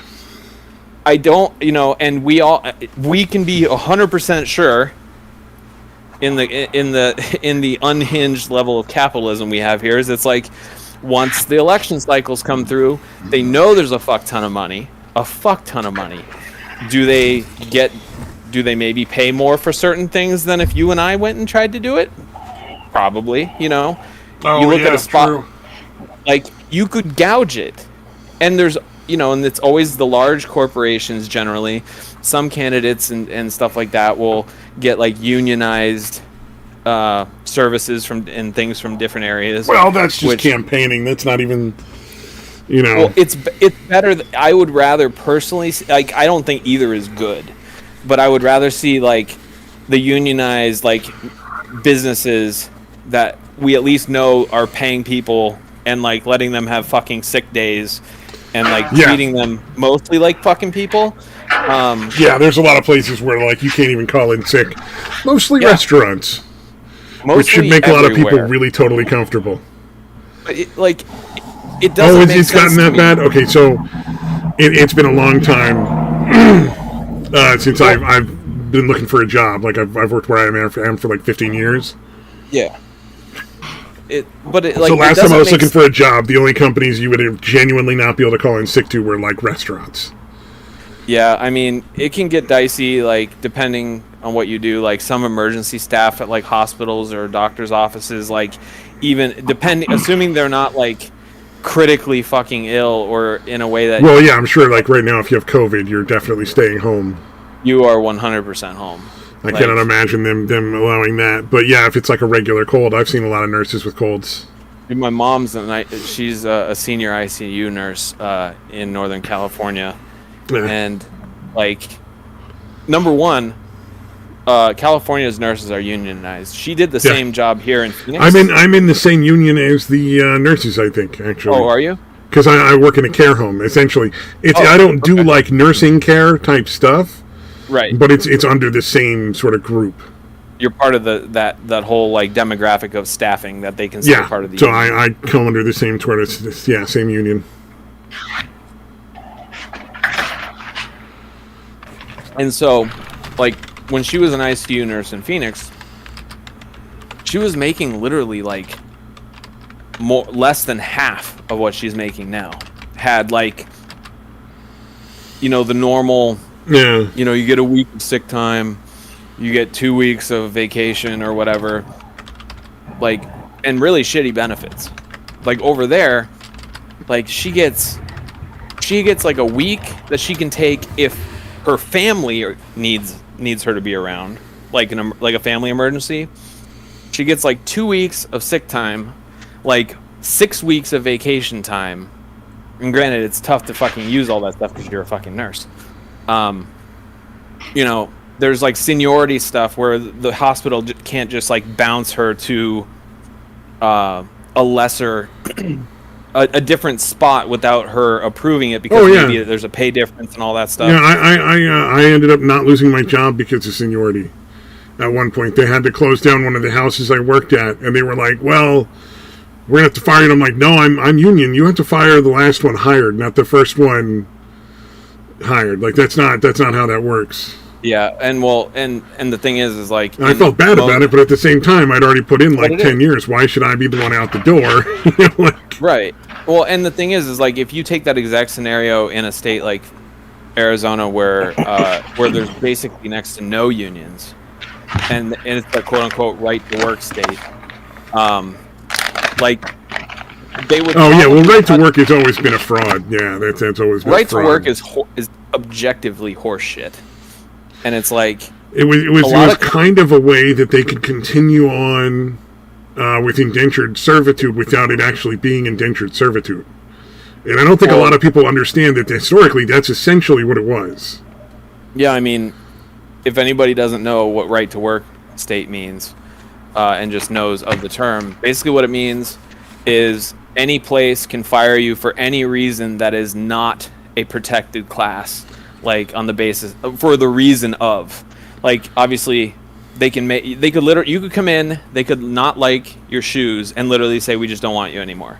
Or they could just say, I don't have a reason, you just need to go. And they don't have to give you a reason. And you are not entitled to severance. Like when you get severance packages in right to work states, it's because they did, not because they had to. You're entitled to jack shit. You have no fucking rights as a worker, other than like you can't get fired because you're a woman or because you're Jewish or whatever, pregnant or a certain race or anything that would be construed. Or you're gay. You can't get fired for being gay. Right. Anything that would be construed as being fired directly because of, or for a reason that could only mean it is because of, like. Well, in California, right? That's the law. It's just not if you're union, but there's a lot more unions here. Yeah, there's a lot more unions there, and it's like, there's some places that will try to get rid of pregnant women and stuff like that because they're like. Oh, I worked with a chick that got pregnant and had a second job, and they started trying to get her to do all sorts of stuff that was increasingly more and more dangerous to her being pregnant, like making her climb ladders and shit. And the reason why they can't just fire her for being pregnant, but they wouldn't fire her. They just drove her out of the job because they just got so bad that she was like, I can't safely continue to work there anymore. And that's because they don't want to pay unemployment. Yep. Well, it's not unemployment. They don't want to pay the maternity leave. Like we have literal maternity leave and paternity leave as well. Yeah. In California. Which paternity leave should be a fucking, like, number one, like both mom and dad should get fucking time off, because for anybody who like has a child, like understands what, like, it's like being in a fucking foxhole Oh, I understand. I've never had a kid. I absolutely understand. And it's like I was old enough that there were weekends where I was the only one taking care of my sister when she was a kid. So you had a and I took her to daycare every morning. I absolutely get it. And so like if it's your first kid, like you don't know what the fuck to expect. Like I will just speak for myself, right? Like I'd never. Oh, that would be scary. Yeah. I had never been around children really. Like peripherally a friend or somebody might have a kid, but it's like, oh, okay, that's a kid. Okay, gotta go. Not a lot of experience. I had my sister's only a year and a half younger than I am, so there was not the the little sibling thing happening. And so for the first month, like I felt like it was almost like, I don't know another word to use. It's not in a bad way, but like traumatic almost, because like everything that was fucking normal, down to like whether or not the uncertainty of sleep, which for like the first like month I got like maybe 45 minutes to 3 hours a night, and it was like that's an adjustment period. Like mom's recovering from labor and all that stuff, which is no joke. Even in totally simple labors, it's no joke. And it's like dad has to go back to work. Mom gets maybe 2 weeks at most places. Yeah. And like, FMLA, Family Medical Leave Act, is not a bad thing, but it's not broad enough because, like, say you and I own a business, right? But we have 2 locations. Each location has less than 75 people.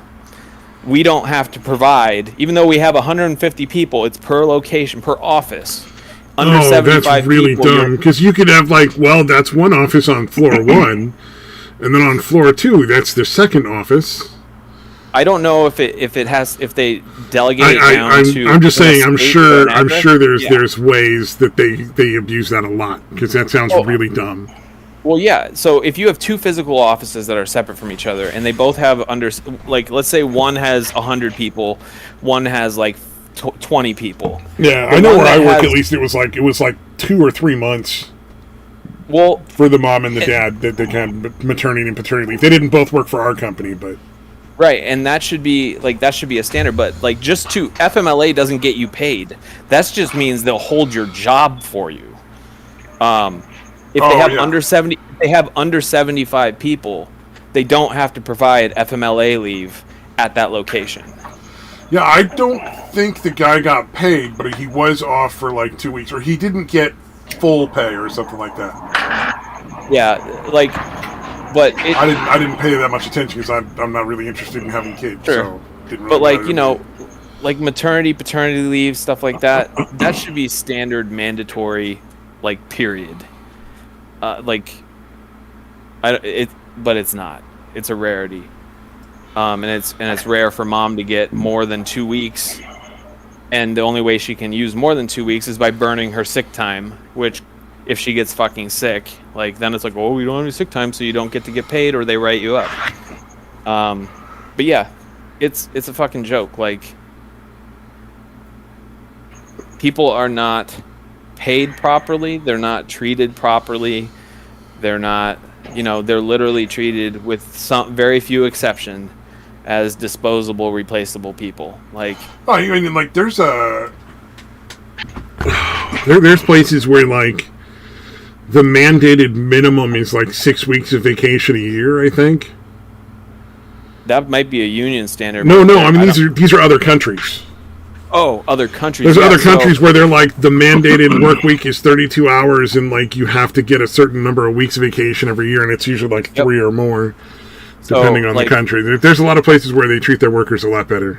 Dude, so France, right? If mom has a baby, mom and dad have a baby, right? Or just mom has a baby, doesn't matter. The mother gets, I think it's either 2 or 3 years off, and the father gets a year. They work, I think it's either 32. I think it's 32-hour work weeks. They don't have this 30-minute lunch break bullshit. The culture is to get in between an hour to 2 hours. And there's some other. So you would have time to go somewhere to get lunch, And maybe even like go take a nap somewhere if you'd like had a really stressful day or you hadn't had a chance to sleep some other, you needed to catch up. That'd be really fucking nice. I don't think I've ever worked anywhere where you got more than a half hour for lunch, man. I worked at one place that I got an hour, and like, to be honest, an hour is still pretty fucking weak, because let's say you drive to a place to pick up food, right? 15 minutes there, 10, 15 minutes there. You wait, and it's lunchtime, so it's fucking busy, so let's just call it 10, 15 minutes there. Yeah, everybody's also, doing the same thing. By the time you get back, you are like fucking vacuuming the food into your mouth, which is not a great way to eat. And you're never really getting a fucking moment to yourself. And you know what I especially think is bullshit? That a work week, like that your lunchtime, where you are, your time is technically yours, but it is not, because you still, some places have, like Best Buy has a rule where you're not allowed to leave the building for lunch. Like, they don't enforce it, but they can. It's a reason to fire I was going to say, that's not idea. remotely legal, but okay. God damn. Because I actually had a company try to do that. Yeah, but if they have you physically work 8 hours, and then your lunch hour is not paid. So technically, you're doing 8.5, 9 hours on a normal day. And I think that your fucking lunch hour, which they are legally mandated to fucking at least offer you, and most places force you to take it whether you want to or not, should be fucking paid. Because you know what you're doing? You're sitting around waiting to start doing the work again. It's not your time. You're not off. Well, I mean, I don't know. You're not, though. But the fact that they pack in an extra hour of physical work, like, they're like, oh, the 40-hour work week, it doesn't fucking exist. Well, and there's also a really, really bad culture about doing work on your time off when you're not even getting paid. And part of that is salaried. But also some of it is in hourly places where they will expect you to work during your lunch hour without taking your actual lunch, even though you're not getting paid for like that half hour or hour. Yup. And there's a lot of places that expect you to be be available 24/7 all day, every day, your days off, and be willing to just start working and take care of whatever, regardless of how many hours you've put in that week already. And there are a lot of companies that will be like, oh, especially like tech companies and stuff like that. Like, they'll be like, oh, okay, well, we're requiring everybody, doing XYZ job to get this certification. And you're like, okay. And then they're like, but you need to do it you can do it at home. And I'm like, well, am I getting paid for it? They're like, no. So I'm like, so you want me to do a 25-hour online certification off the clock, and it's mandatory for me to keep my job? I'm like, no. Like, I filed a complaint with the state labor board, everybody, and we ended up being allowed, if they were going to do it, we ended up, it was a big company too. They definitely could have afforded to pay you guys to do this the way they should have. Dude, yeah, it was Konica Minolta. Like, the people that make lenses for every like microscope, scientific thing, medical stuff, oh, no, cameras. I didn't know. Now I know. Printers, copiers, everything. Konica Minolta is like an $8 billion a year company. Yeah, I was today years old when I learned this. Yes. So yeah, Konica Minolta is like an old school camera optics type company alongside like Canon and Bushnell and all these companies. But yeah, and Nikon and all these things like that. But they also do printers and copiers that like they're in the top 2 or 3 largest print copier manufacturers in the world for like businesses. And like they can more than fucking afford you to do that. And so what they ended up having to settle for is if they wanted us to do it, they would give us a half hour a day or like, XYZ amount of time a week during our shift where we would be able to do it. And it's like, I don't know. I'm pretty grossed out by the level of the lack of like laws and regulations that actually protect a fucking person's like. Well, you at least are in skilled work, so there's a lot more protections for you in general compared to like the guy that's at a McDonald's. You know what I mean? But I'm just saying, the guy at McDonald's is in an even worse position. There's even less chance that he's going to get any sort of movement on anybody. On top of the fact that like he's working for a wage that is just like physically impossible for even like, unless you're going to live like basically in poverty, to really live off of. And we're not even talking about I don't know if poverty, but I mean, if you consider living in your car poverty. Well, I mean, in a lot of places, the amount of money you make working fast food, because they don't even hire full-time people anymore, because they don't want to have to pay any sort of medical benefits. They don't want to pay for anything. Yeah, is live in your car money. Like, you might be able to not die living in your car, a possibility working at McDonald's. I can find it and send it to you later if you're interested, but Visa and McDonald's got together to show they thought they were making are you talking about the one where they were like saying you could sell your fucking Christmas gifts? Well, there was one that like and then there was one how to tip your servants. Yeah, it was like how realistic it was for people to live on like $8.25 an hour. And it basically... God damn, there's a third one? Yeah. Because they've done this shit twice before. They once put out a thing on how you tip people like your masseuse, your gardener, and stuff like that. And then they also put one out, McDonald's put one out where they were saying like you can, sell your Christmas gifts for extra money. Yeah, there's been a few of these. There's like 2 or 3 of them. So this is the third one. That's why I was clarifying, because I've already gone over like 2 of them at least. This one's not as like obscene as that, but there's a couple real like super obscene things. They first of all they assume like that you can spend like you're gonna live basically on what equates to $27 a day. And somehow, afford gas, all that stuff. But one of the things that they had $0 allocated for was fucking heat. Heat! Jesus Christ. Like I will find it, and I will send it to you. Because they're, like, talking about how you could save money and, like, put away money in, like, a savings account and, like, put money into a retirement off of $8.25 an hour. Yeah, you're looking... Oh, for $8.25, I did the math wrong. Hold on here. Like, dude, so on average is $1,320 a month. That's before taxes come out, so you can count on about half of that being gone. Yeah, just so that's roughly say $650-$700 that you're taking home every month. Yeah, and here's the fun part. Rent on average is how much? $1,000 a month. I would say 1,000. Like 1,000 is a pretty solid average because like if you. You can't even find a studio apartment in a lot of places under $1,000 a month. Dude, there are places you can't find a studio. That's the cheapest you should be able to find. So yeah, and if you found one for $1,000, a studio apartment for $1,000 a month in those places, it would be like fucking infested in the hood. Like it's not going to be a nice place. You're going to be living in Joe's apartment. Yeah, like right now across the United States, like.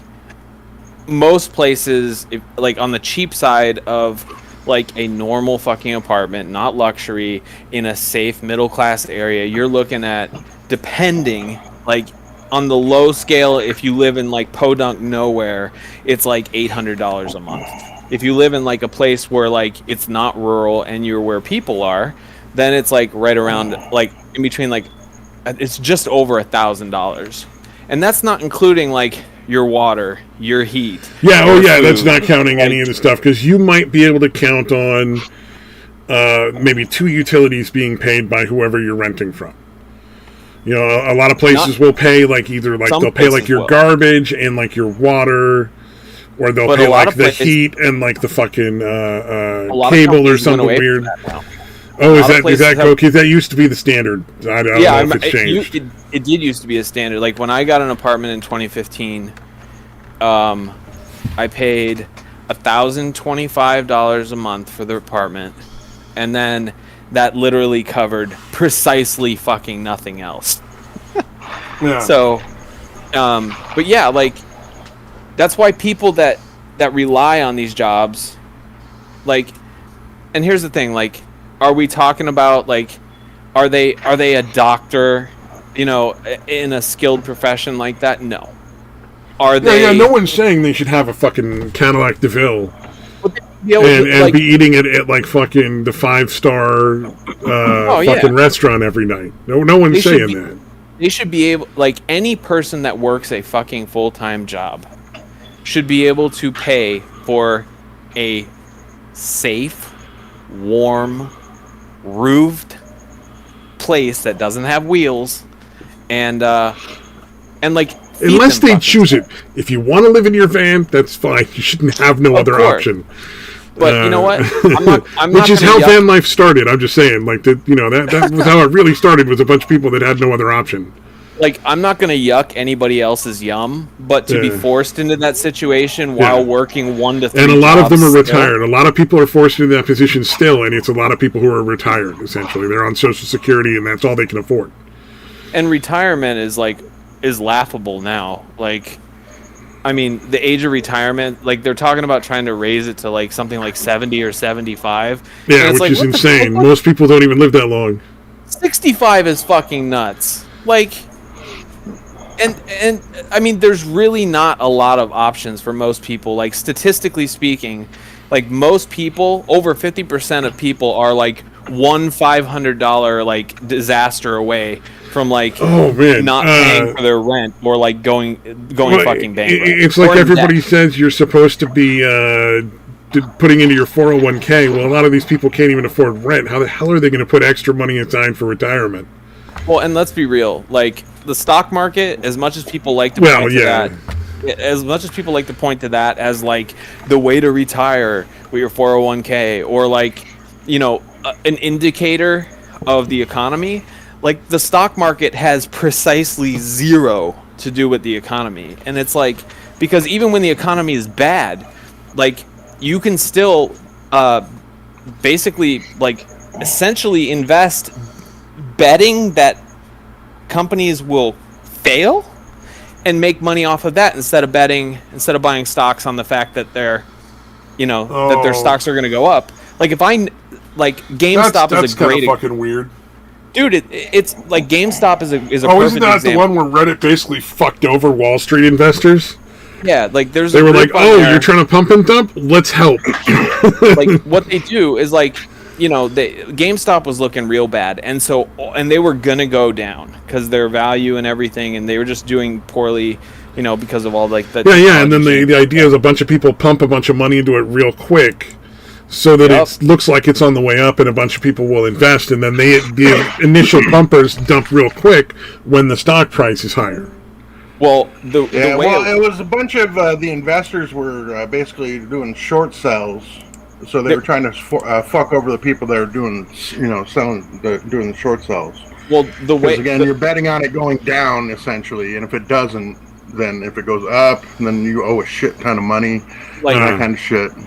Like, essentially, all the people that lost money in that, they all invested millions and millions and millions and millions and millions and millions and millions of dollars into, I forget, I cannot think of the name of, it's not futures, it's not a hedge fund.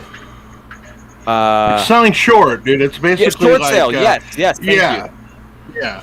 So it's basically like, it's something I don't know why it exists. It seems pretty fucked up. But you're essentially, what you're doing is you're saying, okay, I'm going to buy it at some future date, but I forget how it fucking works, and I can't explain it right now.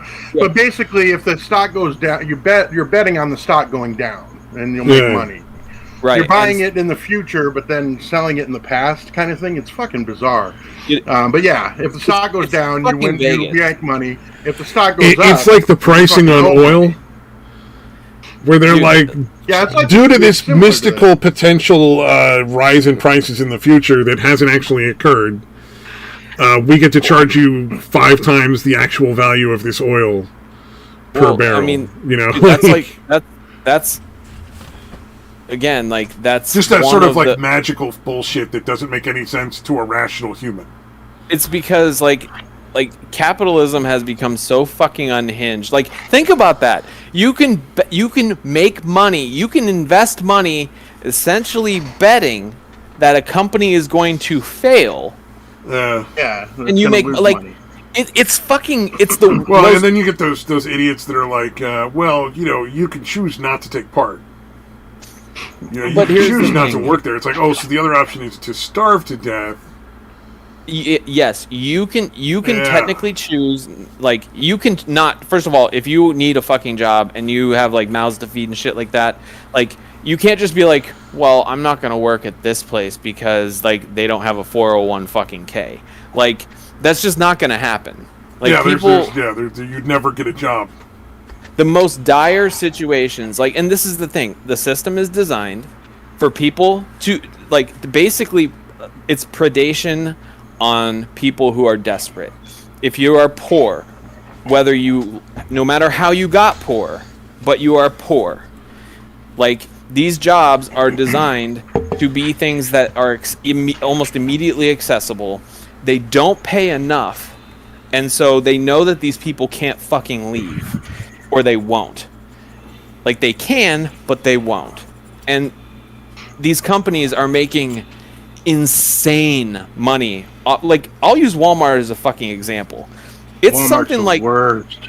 It's something like 40% of their employees are on government assistance, full time. Yeah, and they make like trillions of dollars a year in profits. Yeah, it's absolutely fucking nuts. They deliberately pay their employees just enough so that they're able to get all the kind of financial assistance, like food stamps and all that shit.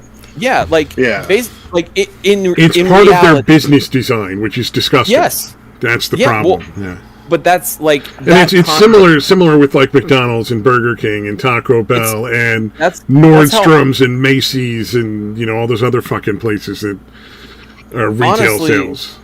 Honestly, like, yeah, anything that is like, all the things that, like, first of all, retail and all that stuff, that is actually retails and services.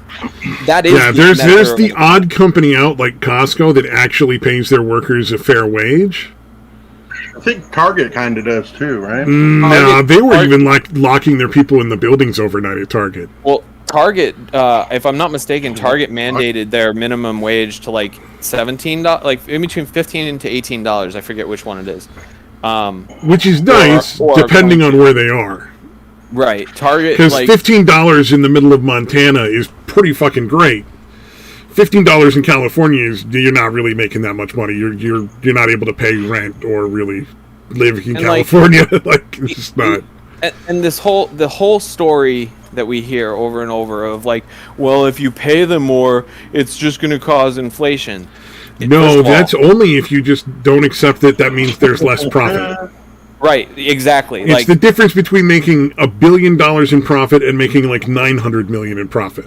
Right, and like the one of the all that happens is the profit margin goes down. Nobody loses anything. Right, like, and one of the fundamental flaws of how like we do capitalism, or companies do capitalism, is, like, say I own a company and you're on the board. You guys are on the board, right? And you're my investors, whatever. Like, it is expected of me to perpetually, no matter fucking what, have my company not just be profitable, but to continually grow in its profit margin.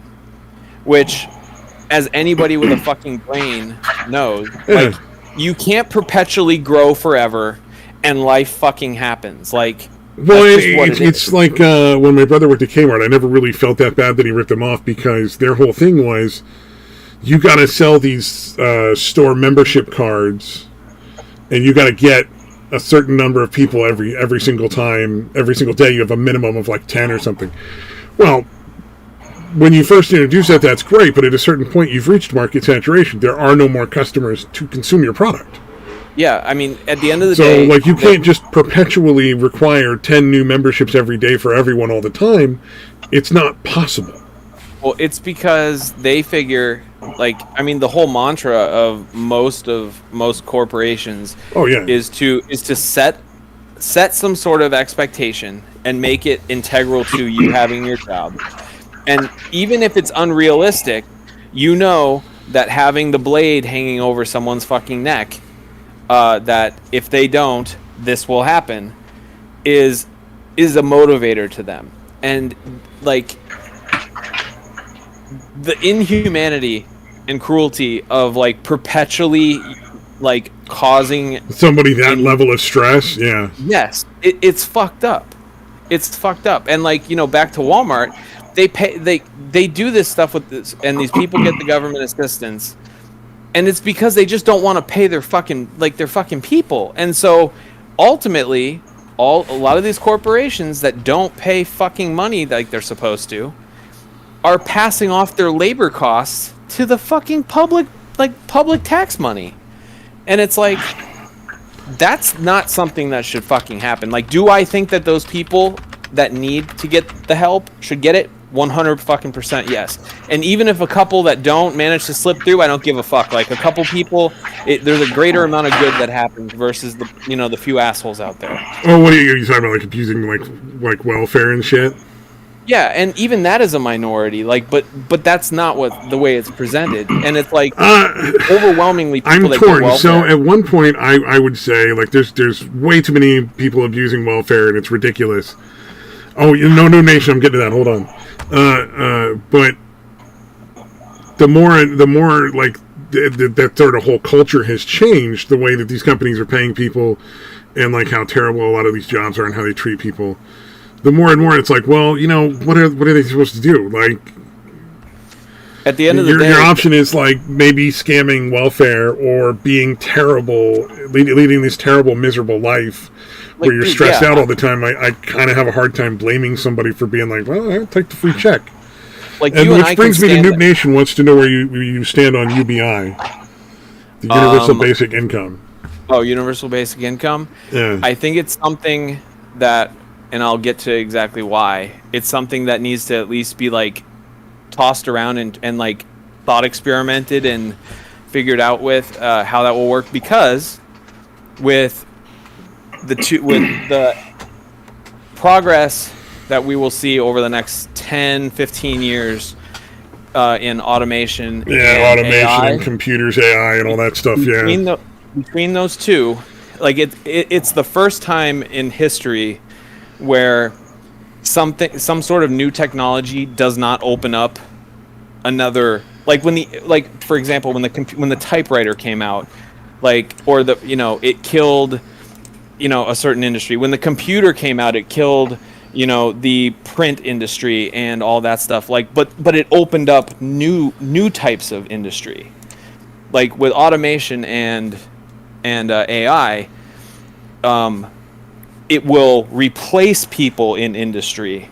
The first two that will be affected the hardest will be drivers, like truck drivers, and customer service, like when you call your bank or whoever the fuck you call, because the AI right now is pretty fucking close, if not there, but they're still tweaking it to where you could pick up the phone and talk to it and never know it's not a person reading a script. Like, we're not talking about the voice activated shit we have now. We're talking about you asking a question and it being able to like find an answer for you, or asking basic questions and funneling you off. Like, those are the two largest industries in the country, is truck drivers and customer service. There are very few jobs, like truck drivers can be absolutely replaced. You should check and see how awesome the self-driving AI is for that. There's only a couple little parts in the whole step from door to door that requires human interaction. Otherwise, it doesn't require anything. They don't have to eat. They don't get sick. You don't pay them. You buy them, but after the initial investment and upkeep, they're just there. Well, I mean, that's also going to replace like taxis and Ubers, which is like a big part of what people are using to make ends meet. So to get back to UBI, like imagine, like the estimated number right this moment is within 10 years we're going to lose right around 3 to 6 million jobs, completely replaced with one or the other inside of customer service and truck driving. Yeah. Now, if the companies that do that are not suddenly going to get cheaper, they're going to run harder and they're going to make so much more money not having to pay people. Well, also, a truck driver has to pull over and stop every certain amount of hours for a certain period of time. Yep. So they're going to also decrease the amount of money they're spending on downtime and extra fuel and stuff, because every time you start and stop, that burns more fuel than when you're just running. They don't have to feed them at a steady speed. They don't have to sleep. They can have less accidents less frequently than a human, because it will be something specific that happens. It won't be Bob is fucking exhausted because he's been doing a cross country, and even with the breaks that he's had, he's fucking exhausted because he's sick and he decided to have an accident and damage something or cargo or whatever.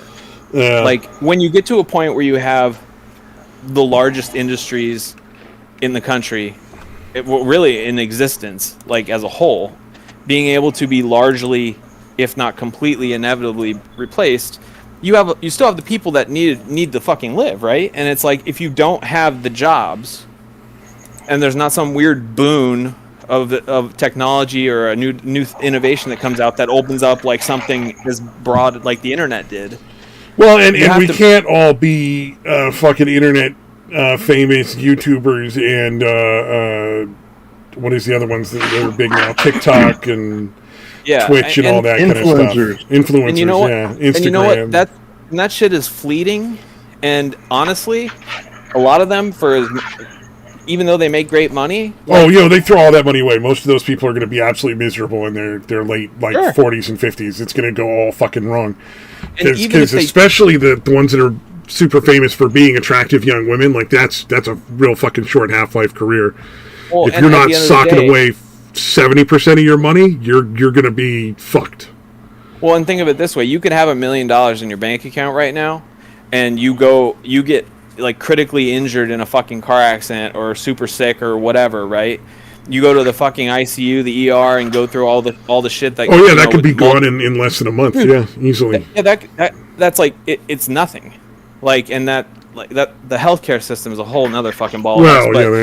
But when when companies are then raking in like unprecedented money with very little to no overhead, they don't even need fucking offices and like phone banks and shit like that. After that, they need a fucking server rack. It will change a lot of things. They're still making money off of a system that is taxpayer funded, infrastructure, everything else. So they should be taxed at a rate that allows like some sort of UBI type concept to be put in place, so you don't have millions of fucking unemployed people that can't ultimately get a job. What I would really like to see is a substantial reworking of like regulations, so that other smaller companies could come in and actually compete with these corporations. Because as long as there's no competition with the corporations, that's really where a lot of the things that could potentially put a check on some of these behaviors would normally exist. Well, and since that's really unlikely to happen anytime soon, it's like, you kind of got to have some sort of like stopgap. People shouldn't be forced to be, essentially slaves. Well, and even if there was more competition, like... Well, that wouldn't alleviate all of the issues, because the automation would still be a big problem. I'm just saying, like, that's normally what is the check on these corporations doing these sorts of things and having these kind of behaviors is, somebody might come along with a better product and they have no control over that, and they lose all their business to this little company that just suddenly gets big, Well, famously what happens is if a smaller company comes along, and... I know Amazon is guilty of this for sure, but they are by no fucking means the... No. Yeah. If you want to talk about one that's squashing smaller companies, go Microsoft, man. Well, right now Amazon's doing, I think, probably the leader in that, because I'll tell you why. So, like, let's yeah. I was just going to say, is like, as far as notorious for it, like, Microsoft is the most notorious, I think, and then Amazon is working on their case. Those are examples that we can just roll off the tongue, but like the fact is that you have a lot of these venture capitalist firms and hedge funds and shit like that rolling in, and doing what was it, Bain Capital, that would go in and basically buy businesses to shut them down and sell their assets to profit off of just like basically, like they'd roll in and end up buying out troubled businesses, nuke them, and then basically liquidate the assets. Yeah, essentially they would lay off as many people as they could to keep it going in like a skeleton way for a while so that they can just suck all the profits out. Right. Not all the profits, all of the resources that the company had built up, all the financial resources. Yeah, that's the classic way of doing it. But like, yeah, with like the Microsofts, the Amazon, what they do, which is fucking ridiculous, is like, say you and I start a company, right, and we make, let's just say, I don't know, some sort of fucking like new USB cable that a new phone charging cable that literally can never break, right? And so it's like the best new, like it's a new product, it's patented. Yeah, and in a week there's an Amazon version of the same thing, and it's coming from China, so they suddenly have like no legal repercussions. Well, the reason why, here's what they do is, number one, they basically end up trying to buy out these small companies and then obtain their patents, and then they make Amazon versions. Like, it's one thing to make a generic USB version where it's just like, oh, here's your USB cable. I'm already seeing Amazon. So for instance, there's a new product out called Peeps. It's like based on NASA technology, and it's glasses cleaners that it's like you took your glasses to the optometrist. They're that clean every time you use them. Right. But there's already like all these generics that are exactly the same product, very obviously infringing on the copyright or the patent that's involved, and it's totally fine. They're selling it for half the price. That's totally cool. Well, and the way our patent laws work is it's like something has to be a certain, like there has to be a certain level of difference between like our USB cable that you and I made and like just the existence of like the IEEE standard, which is why every USB cable is a USB cable, the same shape, same everything, same standards. It's like, but if we invented something new, right, a new product that is not a knockoff, not our own version, maybe we wrote a software program, right? What they do is they will, if it's something that you're selling through their marketplace, and it's a physical thing, or you own a patent to it, what they'll do is they will essentially try to force you to buy. We're a small company, so they're like, oh, we'll buy your shit from you for like $6 million, like whatever, right? They buy it, they now own the patent, and then they control the patent, and no one else can make a similar thing until the patent expires, and then there's some leeway to be able to. For other people to come in. And that's allegedly the check and balance, is like patents are not, with certain things, patents are not patented forever. Like, generic drugs, the reason why they come out is you can only have a patent on a drug, I think it's for like 20 years or 15 years or something like that, unless somebody consents to it, before the patent no longer is exclusive, and then you have companies that can make generics. But yeah, they basically buy up these small companies, and if it's somebody who like makes like, let's say, a cool version of something, that's an existing product, is just their version of it and it's very popular, they'll undercut the shit out of them with their own Amazon Basics version, try to drive those people to be in a position where they can't compete, and then they buy them. Yeah, it's just a ridiculous thing, but nobody sees a problem with that because everyone's under this delusion. Like, one of the largest lies that's ever been told is that this free market regulates itself horse shit. It's like, that's why most people are like, oh, we don't want regulations. We don't want, anything like that. Regulation's bad. And it's like, yeah, regulation's bad. Capitalism and communism are the two things I disagree with the most. It's like, what makes sense is a mixed economy that has checks and balances built in. Like, if you don't well, I would argue we don't have that right now. I mean, it's supposed to be what we have. We have a mixed economy. I just don't. Okay, this fucking race car in the background's killing me. I will say that finally gone. Yeah, we definitely have a mixed economy. We just the problem is that we don't have any checks and balances. Is the problem, right? And the ones that we do are insufficient and bullshit. And need to be not even enforce those. Yeah, they don't even enforce the ones that are basically worthless anyway. Like, antitrust laws and all the anti-monopoly stuff and all that stuff. It's like they don't usually do much about it. Like Microsoft was the last big company I can remember that was forced to deal with antitrust stuff. It was like very early 2000s or very late 90s. Yeah, where they had to write that big check to Apple. Well, and okay, what is this? What is this noise? They got sued because they got hosed for antitrust stuff because Windows is on basically every fucking computer, right? That they were putting Internet Explorer on every one and building it into their operating system, starting with Windows XP. So it must have been early 2000s. And so this big long to do, and because of Microsoft Office and all this stuff, Microsoft Office is technically its own entity. And then you can buy every single version of Windows that's ever existed from Windows XP forward has a version of Windows called Windows N, which does not come with Internet Explorer pre-installed. That was one of their compromises to say, we're not anti-competitive. If people don't want to have Internet Explorer, want to have something else, they can just pick this. I don't think you can remove Internet Explorer from my version of Windows. There's a bunch of shit. Like, they just put a browser on my computer without me asking or agreeing to.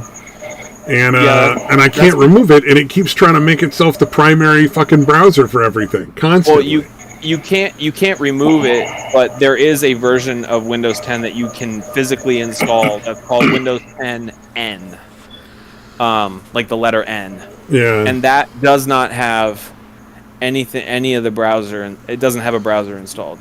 Oh god! And if it would get rid of all the Office suite bullshit too, that'd be great because that's just a waste of space on my fucking computer.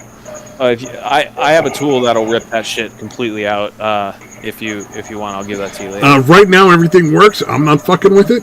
Yeah, I mean, it's frustrating, but like I can play my video games and watch my fucking stuff that I want to watch, and I'm gonna stay out of it. But yeah, I would like to get rid of that, but I'm just not enough of a techie to want to fuck with that long term. If you decide that you want to, it's literally a tool that you run, you choose the Office stuff. I mean, honestly, at this point, if I was going to mess with it, I would just get that Windows N shit on a new computer. Like, this computer's too old to worry about that now. Yeah. But yeah, that's a good idea. But yeah, so to fully answer the UBI question, I think it is something that needs to be considered for future certainties that are coming. I think it's something we should start implementing. Yeah, we need to start And I genuinely, I think Satan has so far the best setup that I've ever heard. Is you make it so that it's just enough that you wouldn't starve to death on it, but it's not enough to live like super comfortable, and everybody gets it. So there's no one who can complain. So yeah, like Bill Gates gets his UBI every month, he can't bitch. I mean, he may be paying a lot more in taxes to cover the other people's UBI, but Well, and here's the other thing: like when we're talking about cost of places to live, right? It's like there is physically only so much land that can be lived in. And obviously there's more. We actually really don't occupy that much of it. Well, and not to say that we need to go develop every fucking square inch of everything. No, we shouldn't. But we should be a little more reasonable with how it's. It's a finite resource. How it's delegated. How it's delegated per person should be a lot more reasonable. Well, and I mean, this would solve a lot of problems. You have all apartment complexes, right? And you have mad issues with landlords being fucking assholes and all this stuff. It's I'm assuming everybody here has at some point or another paid rent and lived in a place and dealt with a piece of shit landlord. Or at least the management company. Yeah, one or the other. Yeah, somebody who's basically just ripping everyone off like a slumlord, essentially. The ability for somebody to just jack up the rent or something,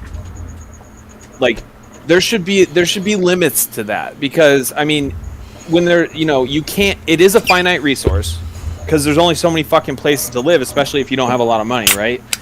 And so, the more poor you are, the less fucking resource there is that are actual tangible options. It's like, when there's a gas shortage or something that happens, like, it is illegal for a gas station to gouge the prices. It's illegal, for instance, the last time we did evacuations here, they were very clear in pointing out the laws and letting everybody know who to contact. And they went after a lot of companies for price gouging during the evacuation. Oh, yeah. Yeah. And when there's floods, natural disasters, like there's always these fucking places that all the hotels suddenly cost twice as much. All the gas stations and, suddenly cost way more money for a bottle of water and a pack of chips. $50 for a pack of water or something. That was, I think, essentially what the shortage on toilet paper was intended to be. Like, I think a lot of the people intended to buy up as much as they could and then charge a ton of extra money for it. That was the majority of what was causing that shortage. And here's the thing, and I think that's why people got so fucking mad.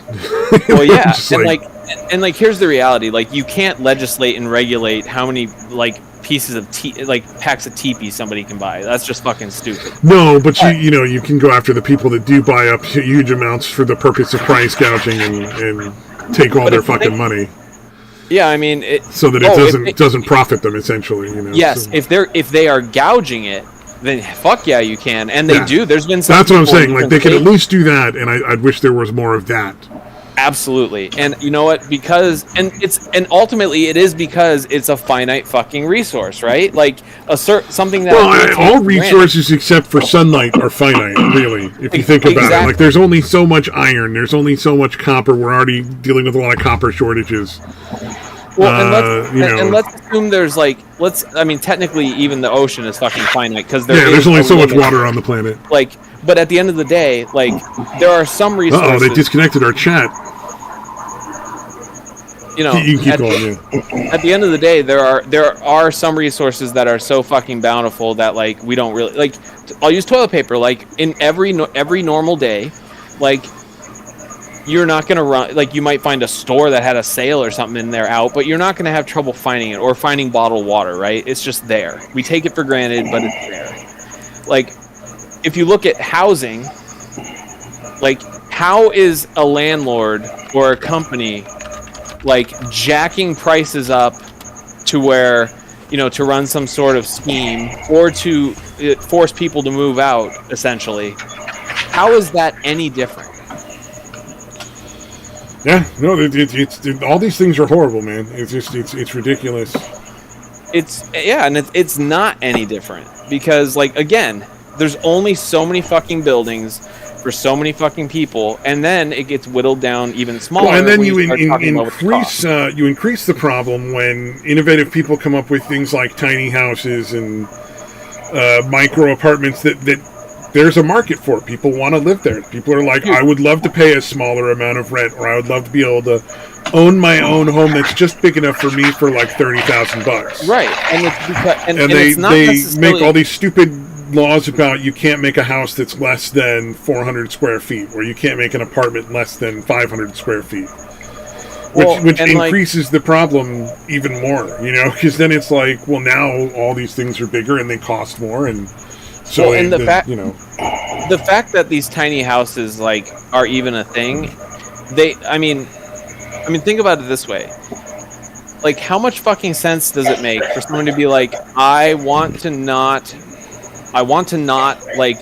be beholden to an apartment complex with neighbors that I share walls with. Yeah, or a bank, have to owe a bank everything for the next 20 years of my life.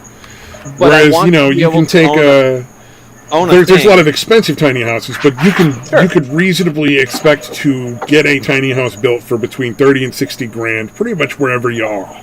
Sure. The fact that has even become a thing is a symptom of a serious dystopian capitalist problem. Is it innovative? Sure. Is it something that some people would choose just because it's that's their fucking kink? Absolutely. Oh, yeah. There's like minimalists and shit like that. Yeah. Right.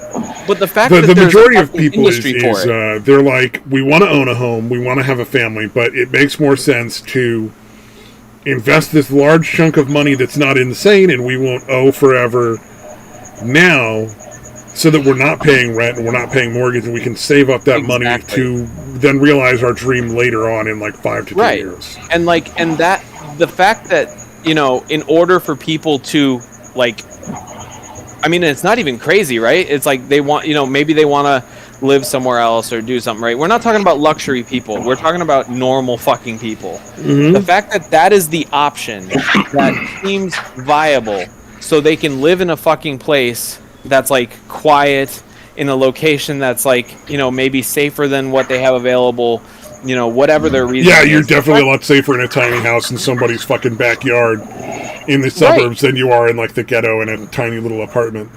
Dude, totally. And that's the thing, is like the fact that these tiny houses aren't just like somebody's quirk and is an actual like thing that many people are doing.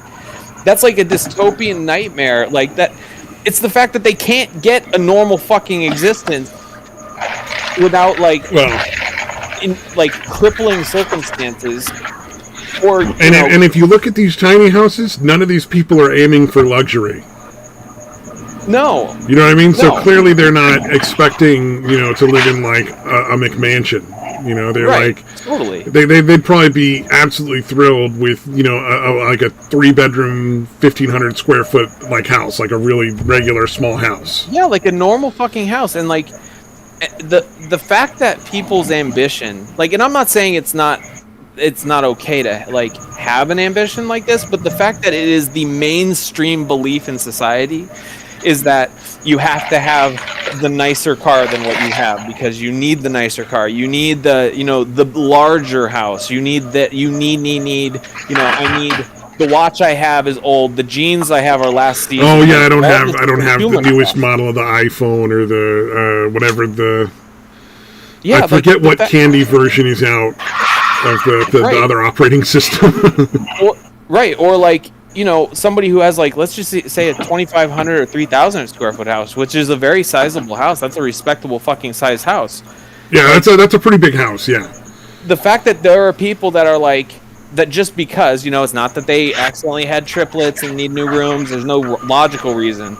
The fact that people's goal is to like, that if they could, they would go get a fucking mansion or like drive the Maserati. Like, it's fucking broken. That's a weird one. I've never understood that. I would like if I was, you know, like my dream house would be big enough that I could have, like, you know, most of my family be able to stay with me if they wanted, or have friends move in or something like that. I wouldn't want a big empty house. Yeah. Like, I'd want my own private room, obviously, a place I can like go and fucking be alone when I want to. Sure. But I don't think I would be very thrilled living in a giant house unless there were other people living with me. Otherwise, I would like a small little cabin with a really big root cellar, so I could fucking like store my own food and shit, like pickle stuff and make my own jams, you know? If I had like, if somebody like said, okay, you can just pick what you want, I would pick a house in between like 3,500 to like 5,000 square feet, and I'll tell you exactly why. Because I would want space to like to make a nice recording studio for myself that's like soundproof, so I could like do my thing in there, like have my computer area, you know, my girlfriend could have, you know, an area for her stuff that she wants, or one collective area that's a little bit larger where we have our stuff. Like an office that you share. Right. And then have it in a place where I think the environment is fucking pleasant to me. Like, that's all. Like, I wouldn't go for like the 75,000 square foot mansion, you know, this like. Well, like, you know, you got kids, so you need room for like the kids to be there and stuff like that, for sure.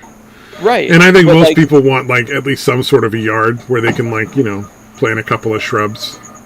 Yeah, I mean, but the whole fact that generally, with some exception, that the idea that like a capitalist society has is that everything is essentially disposable because you need, or you have to have this for like or because of manufactured obsolescence.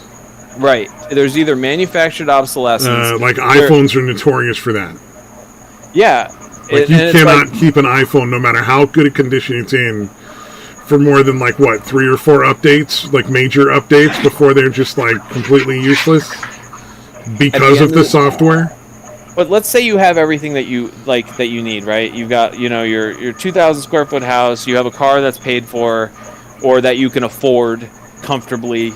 Yeah. All that stuff. For a large amount of people, that's not where they want to be, because they want to flip that house to make some money, but then they want to take the money to get a bigger house, and they want this car has 100,000 miles on it, so I think I'm just gonna go trade it in, so I can get a $35,000 car or $50,000 car or $25,000 car or whatever, and they feel this compulsion to do it. If they are continuing to get new, quote unquote, nice stuff and bigger stuff and fancier stuff, and more expensive stuff, then they're somehow I would argue that that's because our culture has destroyed community. Well, yeah, there's a lot of reasons it's like that. I mean, nobody knows their neighbors. People don't talk to other people in their own neighborhoods, even I don't know. There's a weird hostility against anyone having conversations that doesn't make sense to me. In a lot of places, I'm not sure where that has gone wrong, and how you would even go about trying to fucking fix that kind of stuff. But part of the reason for that is think about it. Everybody is pitted against each other. Who has the nicer house? Who might be this? Or honestly, I wonder if that's a lot Hollywood and TV.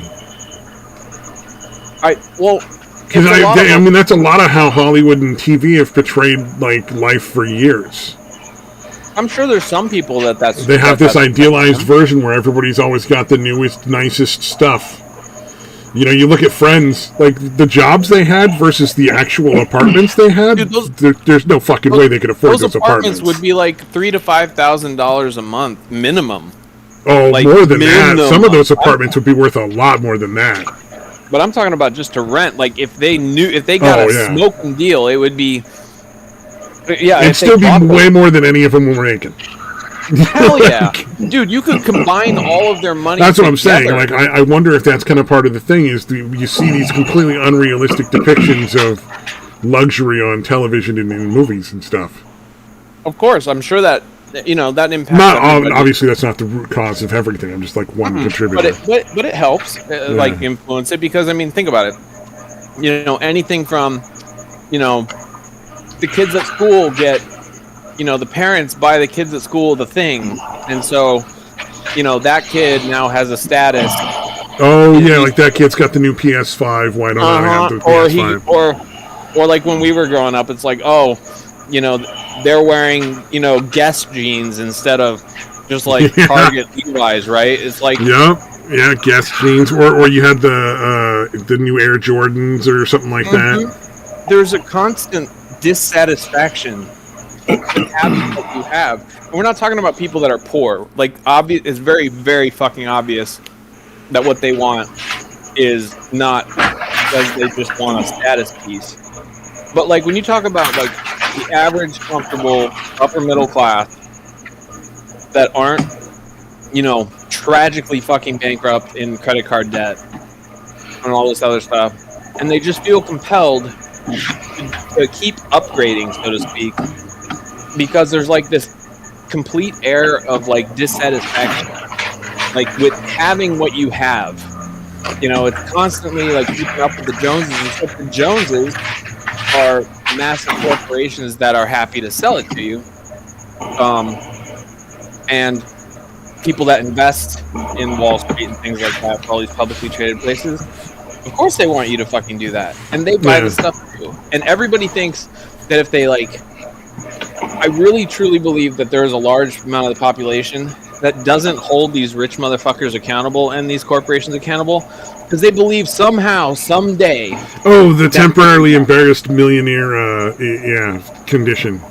Well, we're all temporarily impoverished millionaires. It's all going to flip around next year, though. Of course, and when I'm rich, I don't want to have to follow those rules. And there's like a complete lack of understanding about like even like things. I mean, granted, they're complicated, but the premise of how the system works, like with taxes, like when people say like tax, people XYZ dollar, 70% or whatever. Like we've done that.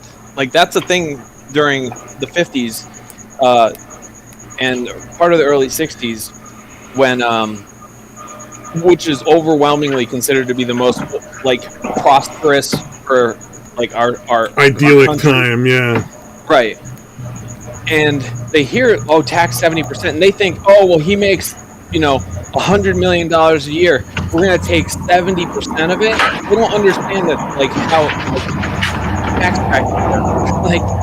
Like if you make $100,000. But realistically, when you say you're going to charge 70%, they're still paying lower percentage than the average guy that makes $30,000 a year. Dude, hell yeah! And like, here's the thing: like when they at say the end of the day, they're not paying 70%, even when that's the stated amount. When they say like we're going to tax people who that is kind of a fair point. Over $800,000 a year, like XYZ. What that means is once at $799,999 is taxed at a lower number. Every dollar from $800,000 up, like over, or when you hit the next tier bracket, gets taxed at like the 70%. Like, so if you made $100,000, and let's say like the first $30,000 was taxed at like 2%, and then $31,000 to like $60,000 was taxed at like 11%. And then, the remainder up to the 100,000 is taxed at like 70%. That's like basically how it works, except the numbers are obviously much different. Like, there's this idea that, oh my God, we're taking people's money they earned. And it's like, first of all, we're not taxing anybody that hard. Number two, because they're not fucking paying their taxes properly, which they used to, but under Johnson, they started cutting. It used to actually be a point of pride. I don't know if people understand that, but it actually used to be a point of pride that people paid their taxes. Yeah, I mean, I'm sure people would literally look down on and shame and mock people that tried to get out of it. Yes, like at one point in our history, that actually happened. Yeah, they're like, and once in the late 60s, very early 70s, the first tax cuts, for the wealthy started going in, and I forget what the number was, but they chopped it down. And every administration after that, with some exception, has by and large kept reducing the mandatory minimum and the percentage for the wealthy. Like, so there's a lot of things in life that exist on a scale. If you don't want to go too far to this side, you don't want to go too far to that side. You want to stay somewhere in the middle between the extremes. The extremes are usually bad. And I think communism and capitalism are two of those things. You don't want to go too far towards complete communism. You don't want to go too far towards complete capitalism. Both of them have disastrous results at the extremes.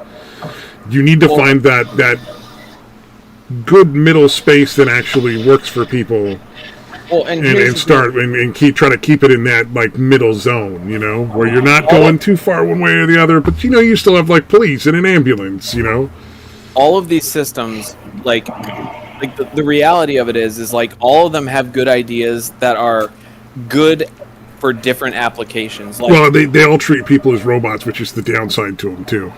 Well, and like first of all, it's physically impossible for America to ever be a communist place because literally every single one of our laws and the Constitution is the complete opposite of how like communism actually functions. Like, well, it can still slide. I mean, it's just how people work. People, will figure out ways around the system. They're not robots. No, but I mean, like... So, I mean, you can still slide too far either way. Even in a country like ours, you can slip too far towards communism, you know? Well, it isn't a scale. Like, there are certain features that have to be in place. Like, you can't... Like, private corporations couldn't exist. Like... No, I understand. And I'm saying, like... I'm not saying we would actually slip into complete communism, but we can slide too far on the scale towards them just the same. And I don't even know what that would look like. I have no idea either. I'm just saying humans are fucking ingenuitive, and if they want to fucking corrupt a system one way or the other, they goddamn will every goddamn time. It's at the end fucking of the day, annoying. all the systems have a lot in common. Yeah. But then at the end of the day, it's just like it usually boils down to private property and profit. Like like under like the workers' rights under Marxism makes a lot of fucking sense, but that doesn't mean like every part of that. Like I mean, there's people I've talked to who legitimately think that everybody should get paid whether they want to work or not. And it's like whoa. Here's where I draw the line, because it's going to cause a lot of problems if the people that just don't feel like working can get free passes. There's going to be a lot of other people that are just going to stop working. That becomes a real big issue. Now, if you're paying people that can't work for some reason, all right, 100% get behind that system. I mean, I don't think that's anywhere near like a majority of people. No, I'm not saying it is. I'm just saying there's I've seen some extreme examples of beliefs on that kind of thing. It's the same as the pro-capitalists that are like, well, you don't have to work at McDonald's. Your other choice is starving to death on the fucking street. That's not an option. And at the end of the day, like the only real true like good measure of like any like way of doing something to me is looking at it from a utilitarian approach, which is specifically the greatest amount of good for the greatest amount of people with the least amount of harm to the least amount of people. Like that's the core of what utilitarianism is. And like I think that's a fucking fantastic fucking measure to measure anything, because at the end of the day it's like everything has a give and take. Like there's nothing that's just like unilaterally like poof and then it's all this or all that. Like there's always some sort of you slow one gear on the giant machine and it affects every single one of them. It's like to varying degrees. And it's like at the end of the day, yeah, it's like these motherfuckers should pay their fucking taxes, like their fair share, as they say, because like at the end of the day, the reason why we have billionaires to begin with is because they have used the capitalist system that we have, the way we have it set up, unchecked and basically fucking a free-for-all damn near. And they've exploited labor, they've exploited like tax codes, they've exploited systems that are meant to actually help people, like Walmart does with their corporations are exploited. There's a dirt rally going on in Detroit again. Give it a minute to pass by there. But like at the end of the day, I think another good rule of thumb is that if people can die from not having it, I think it's a fair way to assess what's not a luxury and what's a necessity. Like everyone needs fucking warmth and cool and like a safe place to be and food and stuff like that. I think anything that in the absence of would kill somebody. And I would add the caveat of provided they're willing to reasonably put forth the effort to obtain that item. Well, you know what I'm saying? Like I'm not saying you got to go and do that like 80-hour-a-week bullshit job or die on the street. I'm saying if you're just not willing to look for work, but there's nothing wrong with you, like I understand why people would say like that's somebody who shouldn't get like a free check. I mean, at the end of the day, if the things which is why I like Satan's UBI, by the way, because if everybody gets it, no one can bitch. Well, no, but I think one way to kind of put things in check too, you look at necessities. Like Everyone needs food. There's many different kinds of food, but everyone needs food. Everyone needs healthcare. Oh, yeah. Like, it's not a matter of if, it's a matter of when and how. Every single fucking person is going to need it. Like, that's what it is. And so, in the absence of, like, water, food, shelter, healthcare, things that actually are vital to literally being a living entity, I don't think those things should be able to be sold for a profit. I don't know about that. That seems a little weird. No, I mean, think about it. I want to say... Why should those be profitable? Like, how can it be profitable? Hold on just a second here. Let me finish what I'm saying. Sure, sorry. So I can point out why what I think would make more sense. I don't have an argument against maybe making it like harder to make a profit off of staples, like just the basic foodstuffs. But like, if you want to have a fancy restaurant and fucking make a profit off of like, crazy over the top meals, like that shouldn't be off the table. Nor should it be like impossible to make a profit off of like genuine like luxury foods. Well, that's the thing, is like not all food. Like anybody who needs food right this second should be able to go and get a nutritious fucking meal, like right fucking now.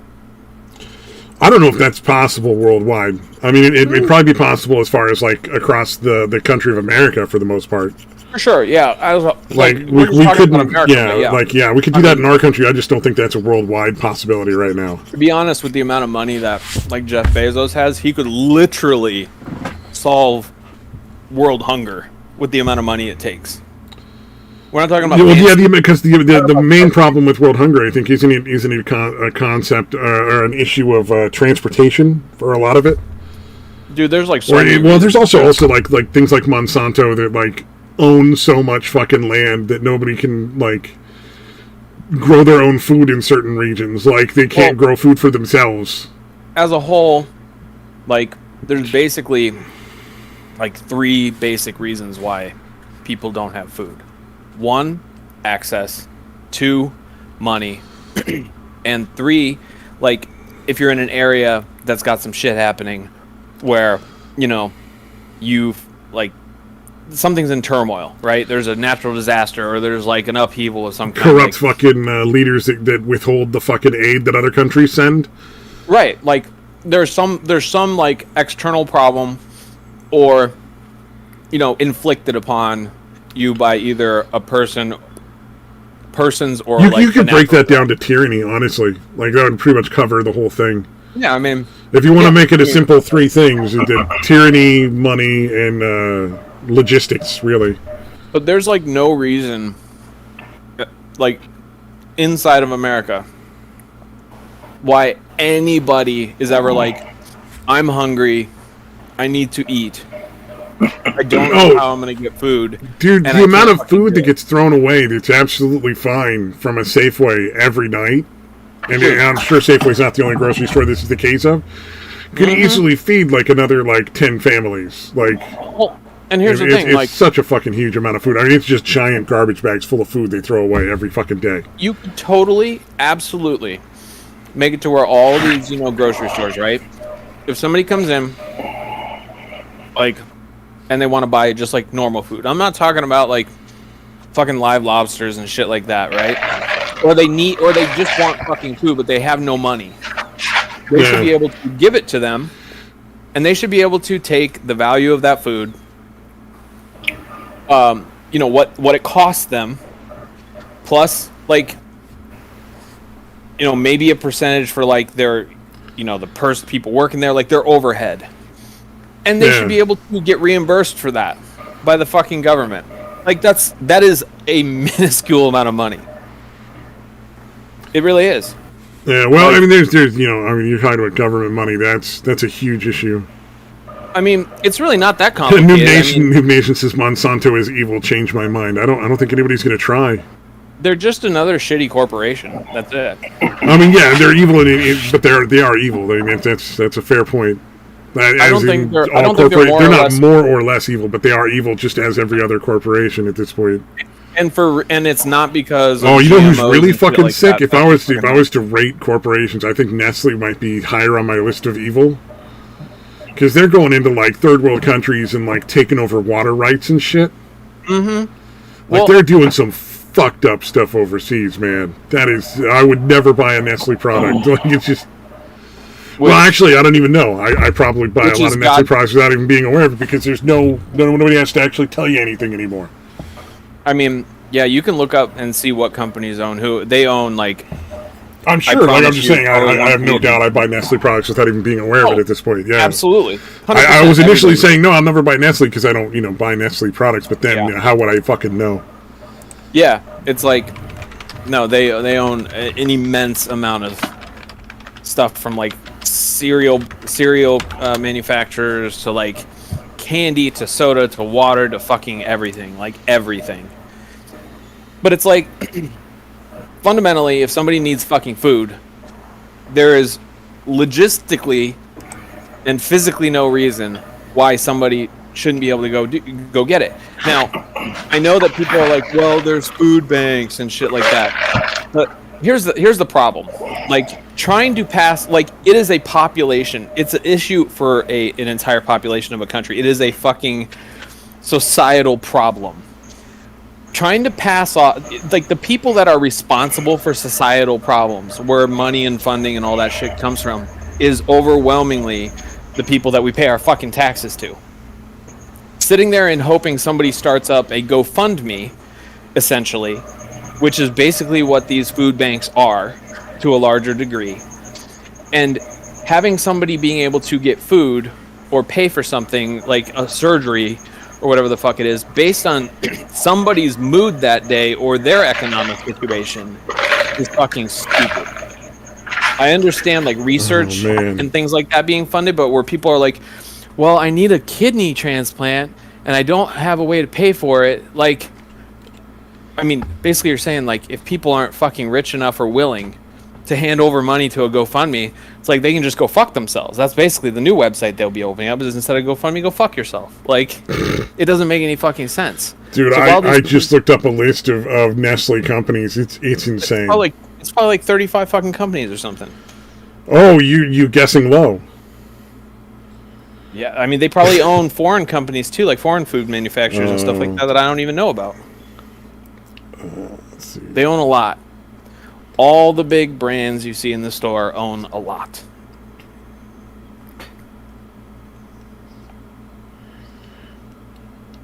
An insane amount. But yeah, like, again, things that are fundamental that people lack, like, they should be heavily fucking regulated.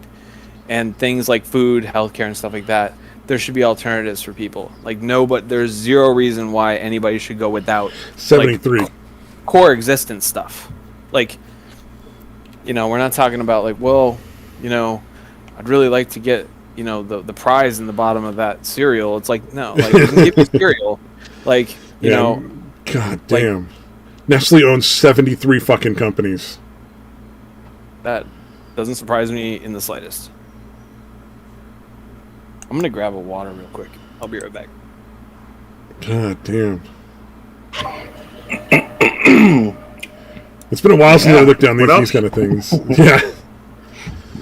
God damn. What else is happening out there?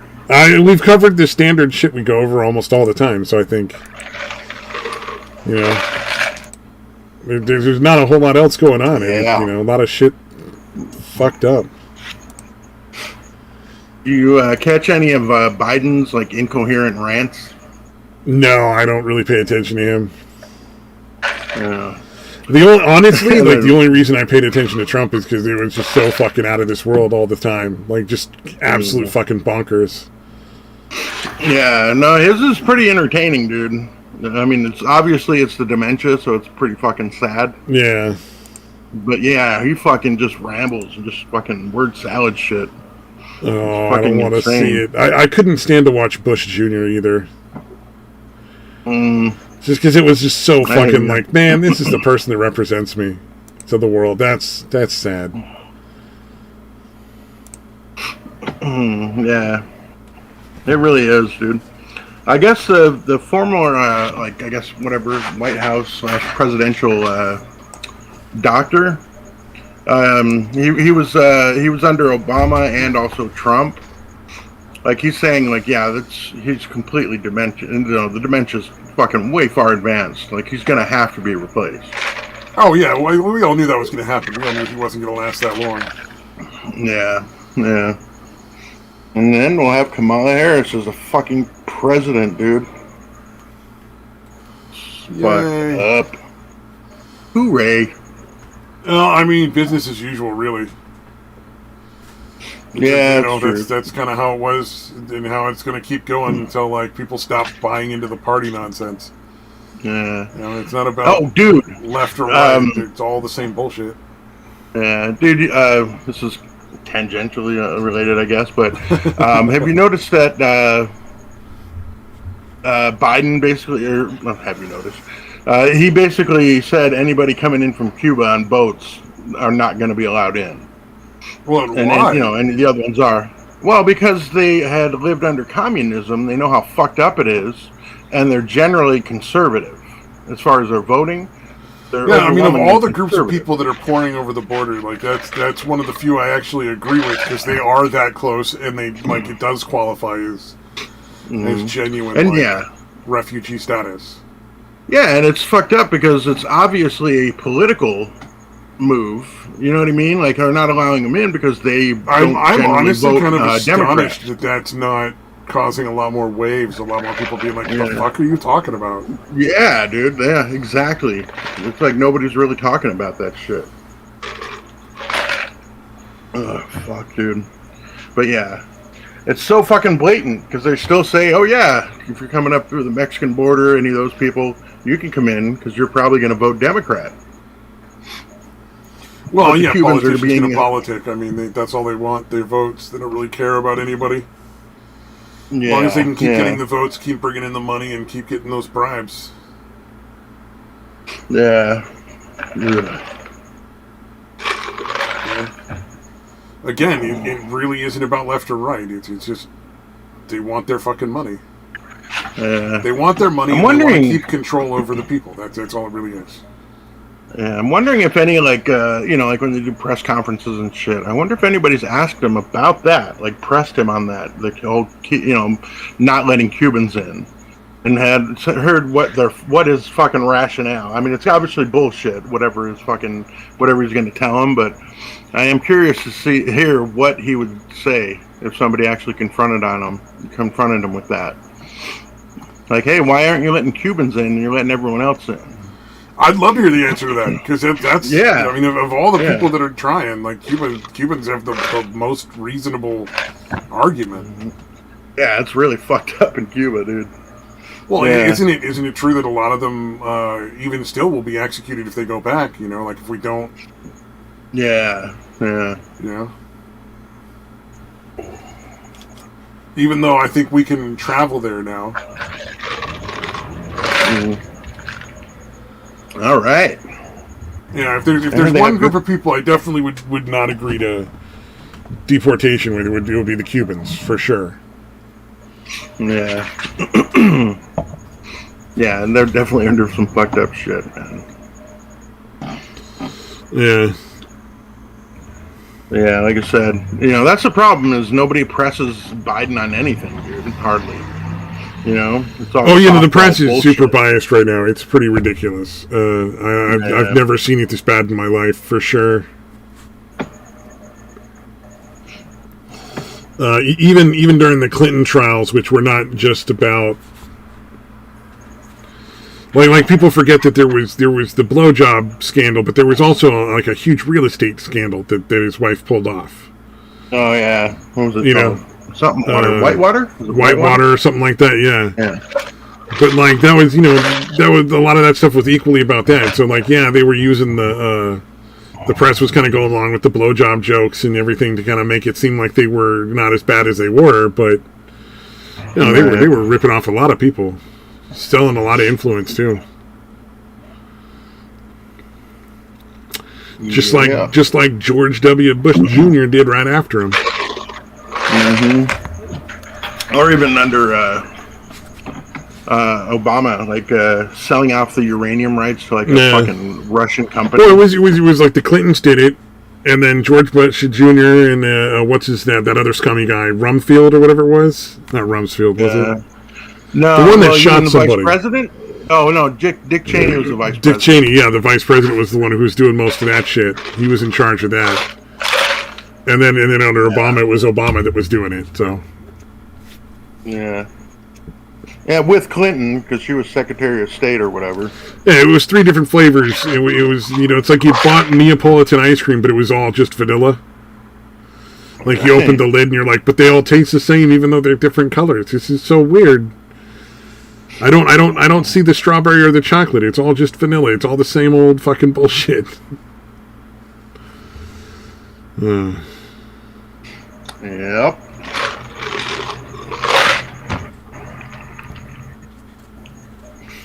Yeah, the partisan shit is. Yeah, I mean, I guess it's always been a thing, but it hasn't been. You know what I mean? Voting along party lines. The partisanship has gotten really bad because I think the standard fear mongering was not working as well. Yeah, people weren't as afraid because I think a lot of the reason why people are making such terrible decisions now and falling for a lot of this nonsense is fear. Like they're stirring up fear in all these different things. On the right side, you've definitely got a bunch of people fear-mongering about stuff, and then on the left side, you've got a bunch of other people fear-mongering about stuff, and in both cases, it's nonsense. It's not anything you should be afraid of. Yeah, they must be really upset that the conditioning is, not to quote Alex Jones. Well, because the internet has all the information you want, but even then, they're trying to scour a lot of this stuff off. Razor Fist put that footage of the whole thing with the Maricopa County audit going through, and YouTube and everybody tried to scrub that off of the fucking face of the internet. If he hadn't saved it on his DVR, he wouldn't have had the footage. It's like that's only one instance. There's a lot of stuff that gets disappeared on the internet now, which is really disturbing.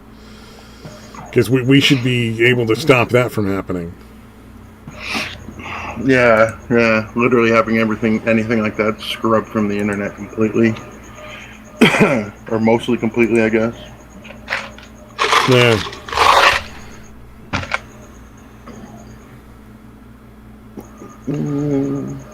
Fucking bullshit. Shit, is Lyman coming back? Lyman goes on adventures. I don't know what happens. But he goes off to do your typical normal stuff, like make a cup of tea or fix a glass of juice, and just weird fucking stuff goes wrong. It's always a misadventure. like you wonder who the guy is that every time he goes to get a bottle of water trips on his cat and ends up having to spend 20 minutes cleaning up a huge mess. That's Lyman every time. I think he lives in a sitcom. And we're all just extras, and we don't know it. They were like, oh, this episode got too serious. We gotta get some slapstick in there. So, he had to cut his arm or something while he was trying to get a bottle of water. You got some. Also, he's got kids that live with him, so he's probably sometimes he has to go and deal with kids or his girlfriend or something too. Yeah. I hear you. If you care, back shit up yourself, you lazy fucks. I do save stuff. Fuck you, Noob Nation. Also, there's a new tool on Firefox that allows you to save backups of stuff, of web pages. It's called Save to Pocket, so you can actually back up your web pages with a click now, so that it can't get disappeared forever. And then I think they went after one of the repositories of data.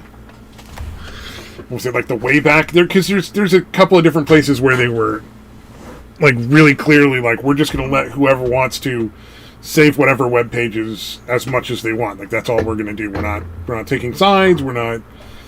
We're just here to be a genuine archive of what existed. Sorry, and they went I after decided them. to make a waffle. Say what? Yeah. I decided Waffle. to make.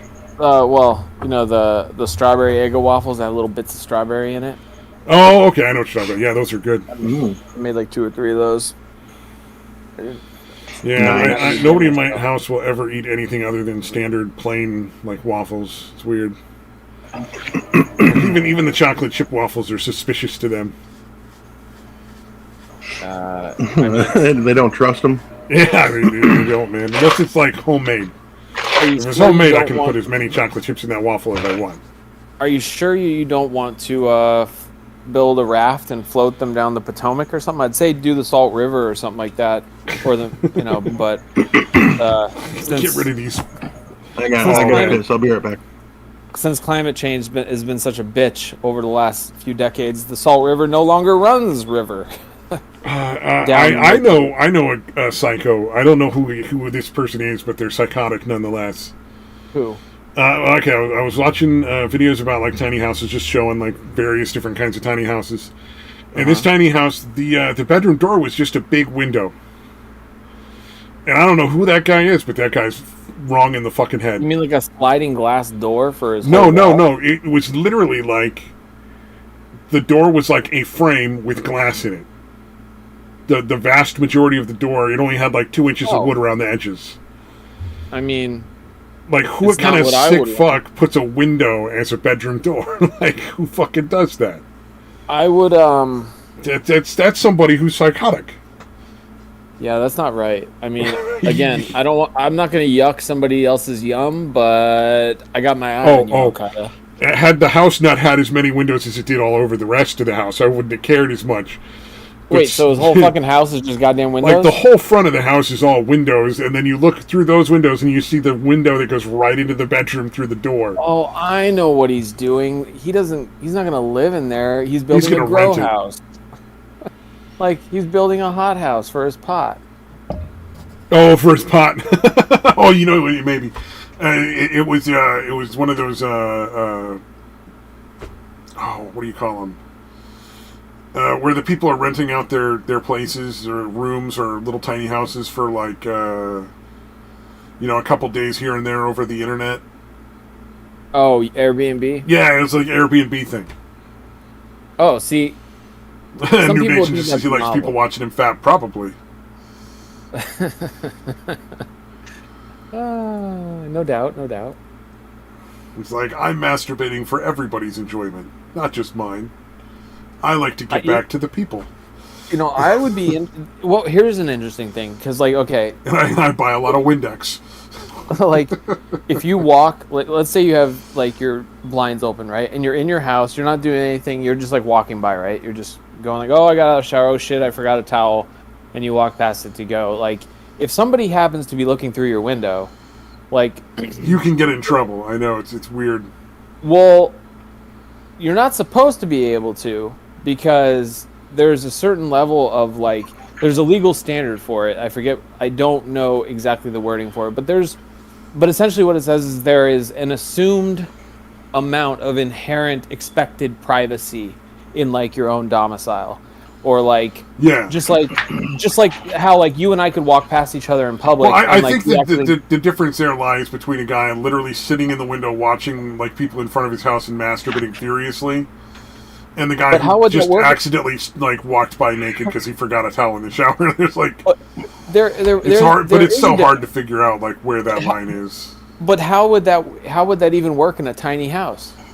It's a fucking room, like. You're always like literally this house was there was like a bedroom, a bathroom, and then the rest of the house. Yeah, like whether you're masturbating furiously or not, like you don't have a lot of options in there. So it's but especially if you make your bedroom door out of glass that you can see right through. Well, that's what I mean, because he's obviously not. That's kind of his fault for doing that. I mean, your fault for looking? I don't know. I think you should be required to put a fucking. And that's some sort of actual barrier between you and other people seeing into your house before you can complain. I would personally agree, because like I'm one of those people that doesn't even like my blinds open really.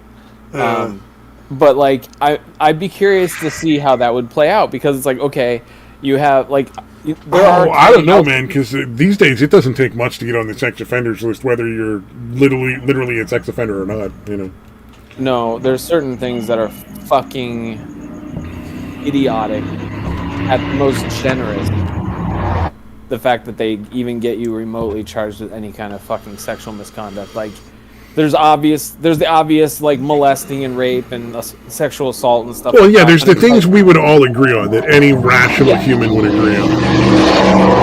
All the people who aren't worried about like getting cuffed for it, or legislation getting passed that would like help prevent some shit. It's like the only people that would disagree with that are the people that we need to be watching.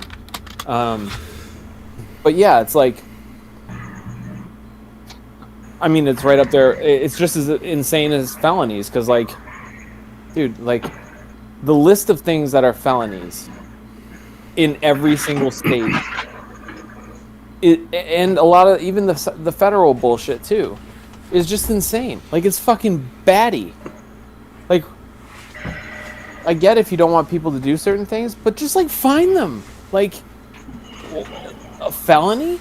Like, Jesus fuck. Well, felony and misdemeanor was something that started in a good place, though. It's just, it's gotten so distorted from its original concept. Well, dude, there's a place, I think it was in Texas, that still has a fucking felony on the books, which is like, you can't bathe in the fucking middle of town, like, between like these hours or these days. I forget exactly the wording of it. Like, it's a genuine fucking law on the books still. Like, there's something about whale hunting, and I forget, in some other state that has nothing to do with the fucking ocean. It's almost like I don't understand. Like, yeah, welcome to Oklahoma. If you hunt whales, we'll throw you in jail, son of a bitch. I don't know if it's Oklahoma. I'm just saying. Yeah. It honestly, it's like one of those places where you're like, okay, well, you're landlocked first of all. Yeah, like there are no oceans. Where do you think I'm going to find a whale? And your laws don't apply to me the minute I leave your state. And federal laws do, but your state laws are no longer applicable. Ohio can't sue somebody in California, or can't put somebody in California in jail for doing something in California that they don't agree with. Yeah, I mean, there's definitely some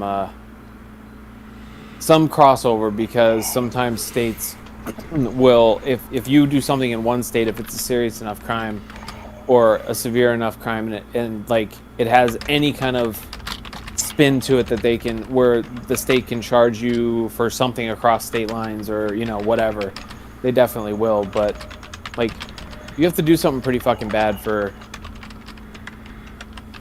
them to really make the effort to come to another state. Like, they're not gonna come after you for a fucking traffic ticket. Oh no, for sure, yeah. Oh man.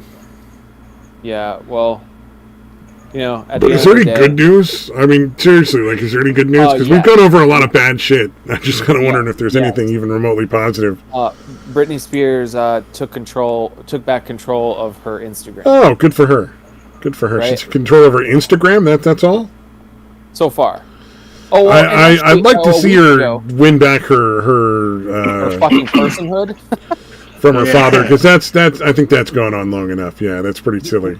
Well, it should have honestly never really been a thing to begin with. But no, if they wanted her to be conserved because of mental health reasons, that's fine. It should not have been a parent that was doing it. It should have been somebody who was not personally involved. It should have been a conservator from the state. Well, and like, honestly, she, unfortunately, it's a budget thing where most states make it really easy for parents to take that job and get a big check. Because even that big check to the parents isn't as big as they would have to pay to an actual conservator. Well, and Britney Spears' father isn't just a normal conservator. Like he has full control over her, like, many millions of dollars. He had, up until last week, she wasn't able to pick her own lawyers. But last week a judge granted her the right to pick her own lawyer to represent her in the battle to end the conservatorship. Oh, good. That's So a huge fucking. That's a huge difference right there. But like, think about this. Like, her dad was able to enter her into contracts, was able to pick her lawyers, was able to control all of her finances, even go as far as dictating who she can have around her as company. Yeah. Like everything. Oh, dude, I've worked in mental health for 15 years. I absolutely understand how conservatorship can be abused. Yeah. But it gives you a lot of power, which is why it really should never be a family member. And honestly, the only people that should ever have conservatorships are people who genuinely cannot, like, literally do not have the mental faculties consistently, or from, like, you know, consistently or inconsistently because of mental health, like severe fucking mental health. And the people I work with, they're very much psychotics. That is a very good thing that they had conservators. They needed it. But like somebody like Britney Spears, and even then, we're still like a nonprofit solely devoted to basically getting them off of that system and into living on their own. So, and like even with Britney Spears, like she should have never fucking ended up with a conservatorship, period. And like, yeah, didn't she just have a nervous breakdown? That's like the kind of thing where you go and you go to like a therapy retreat for like a couple of months and get yourself straight when you're rich. Dude, yeah, she so she shaved her head. She threatened paparazzis following her with unopened umbrella, and she did go to go to therapy and all that stuff. But like, yeah, like I would understand if they 5150'd her and they're like, wow, okay, look, you had a mental breakdown, you need to seek therapy, goodbye. You know, like. But I don't. That's really all it should have ever been. I believe one of the stipulations or whatever was that she wasn't allowed to get pregnant. Did you guys hear that? That's fucking crazy. That should never be part of conservatorship. Yeah, it's fucked up, man. I've heard it. I don't know if it's true or if I just heard rumblings across the Oh, yeah, that could be a rumor. That's a fair point. Yeah. I don't personally know. So, but I have heard people mention that, and it's like at the end of the day, she's wealthy as fuck. She's perfectly fine. She's capable of like feeding, eating, dressing herself, like talking to people in a coherent way and understanding. Well, even if it, like at this point, it's well past the point where the crisis is past, and she should no longer be. At most, it should have been like 90 days. It should have been reviewed. Okay, so conservatorships get reviewed like every year or every other year, depending on the case. But no less than every other year. Well, at least in California. So I'm assuming this is California that it's in. I don't know. I'm pretty sure it is California. But no, it was. So it should have been reviewed and ended probably the first time that there was up for review. It was, but the problem is like because she couldn't pick her own attorneys, her dad has these fucking attorneys on there that he's like, they're basically like, backdoor attorneys that were taking money to just throw the case. They're getting paid a lot, and they were arguing that she's unwell, and so the courts didn't do honestly their due diligence. It's a fucking ridiculous situation that like, I mean, somebody who I don't think there's a situation where somebody shouldn't be able to pick their fucking lawyers because. Genuinely fucking crazy people, like on serious trials, pick terrible lawyers, or they'll be like totally like malignant narcissists and be like, I'm just gonna represent myself, like Ted Bundy. Dude, Ted Bundy fired his fucking lawyers at the very like last third of his trial and represented himself.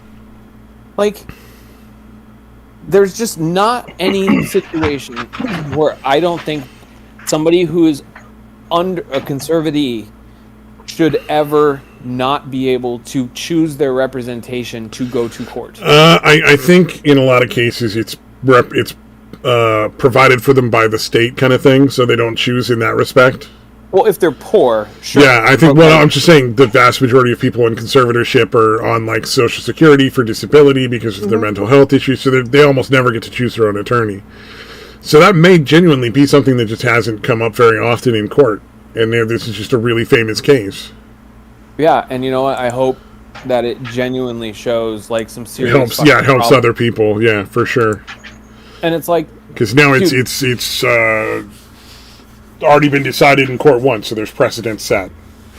Her fucking mental breakdown was only made a big deal because she's famous. Yes, it's sad. It like she needs help. She got help. All that good stuff. But that's the kind of shit where if you worked with somebody, they'd be like, "Oh yeah, you hear she fucking went nuts for like an hour," and then later she comes back to work like 2 weeks later, and you're like, "Oh hey, what's up, Linda?" And he's not even allowing her and her dad and Kevin Federline are like, he's kind of not helping her at all and siding with her dad, and they're not letting her even see her fucking kids. Like, oh wow, that's really dark. Yeah, they're like enriching lawyers that will push to keep the thing going. He's obviously enriching himself. He's even entered her in contracts, which she's legally obligated to fucking deal with, and she can't argue them because she can't pick her own lawyers. And so, like, she's basically she was forced to put out an album. Her most recent album was not one she put out. She actually said, "Don't buy my album." Like, damn. You know, it's like, it's fucking dark. Yeah, I didn't really know that much about it. And it's not even just because it's Britney Spears. That's dark by any fucking measure, right? It's like... So no. The immorality has nothing to do with any particular person, yeah. We do have a question from the chat. For some reason, Noob Nation wants to know if you've seen Taimanin Asagi Toraware no Niku Ningyo? No. I have no idea what the fuck that is. No. It sounds like gibberish, dude. Or maybe just Japanese.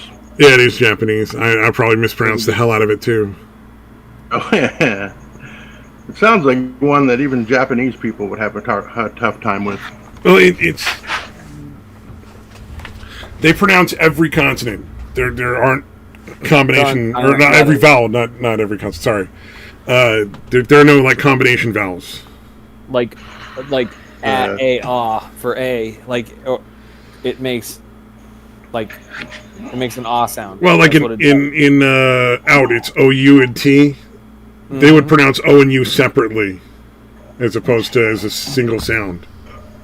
But a lot of their vowels also don't have multiple sounds like ours do. Yes. Yeah, if you this is gonna go nerdy, I'm sorry. If you look at Sindarin in the Lord of the Rings, they have a similar thing where a couple of the vowels only have one sound, which is why they sound so funny when they're talking in the films. Why the Elvish sounds so weird. Yeah, and I mean. Oh, it's like hentai. Okay, I've never. And I'm pretty. I can't think of an exception, but every time the A is in a Japanese word, it always makes the ah sound. Like, if you think about every word in Japanese, you can. Yeah, kawaii. And that's even a strange one because that's kawaii. That's what's the word I'm looking for? Can't remember. I've been up for a long time and I'm jet lagged. But yeah, like in some ways their language is easier, like to say the words, or to read them at least. But yeah, that is a hell of a title. What does it even fucking mean? All I know is that somebody Japanese to English Google Translate that. I think we're gonna regret this, but all right. Highly probable.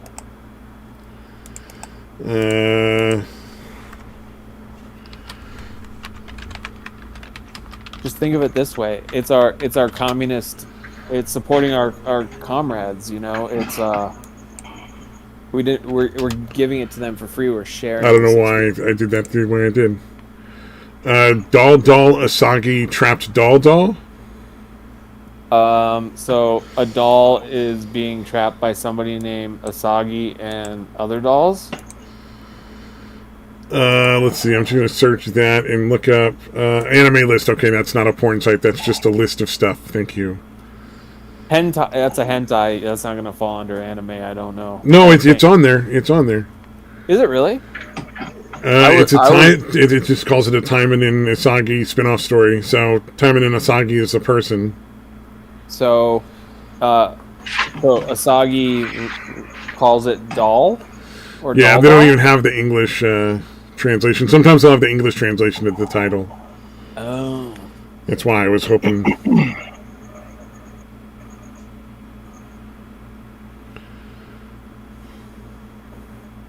Yeah. Nice. Somebody's review. What a pathetic hentai. This is the worst Taiman and Asagi hentai. It's like a reboot of series, and there's no story. It's got outstanding art, like always huge boobs and erotic body. There's no man. Don't like that.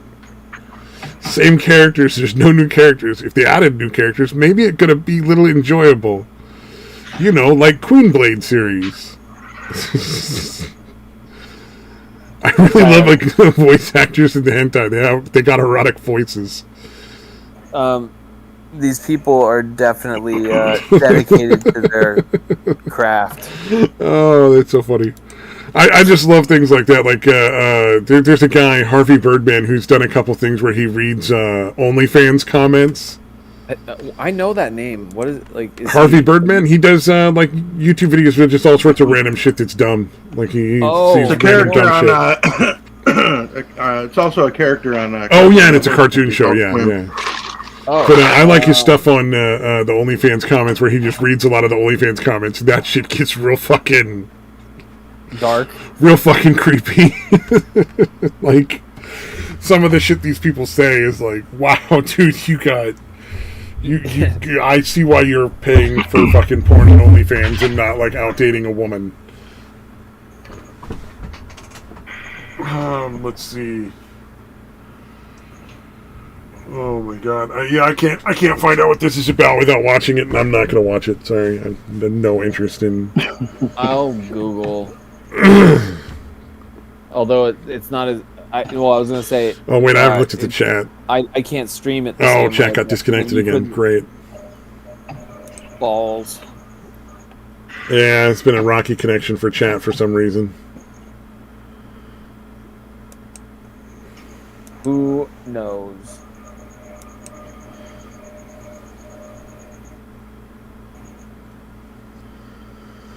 Oh man.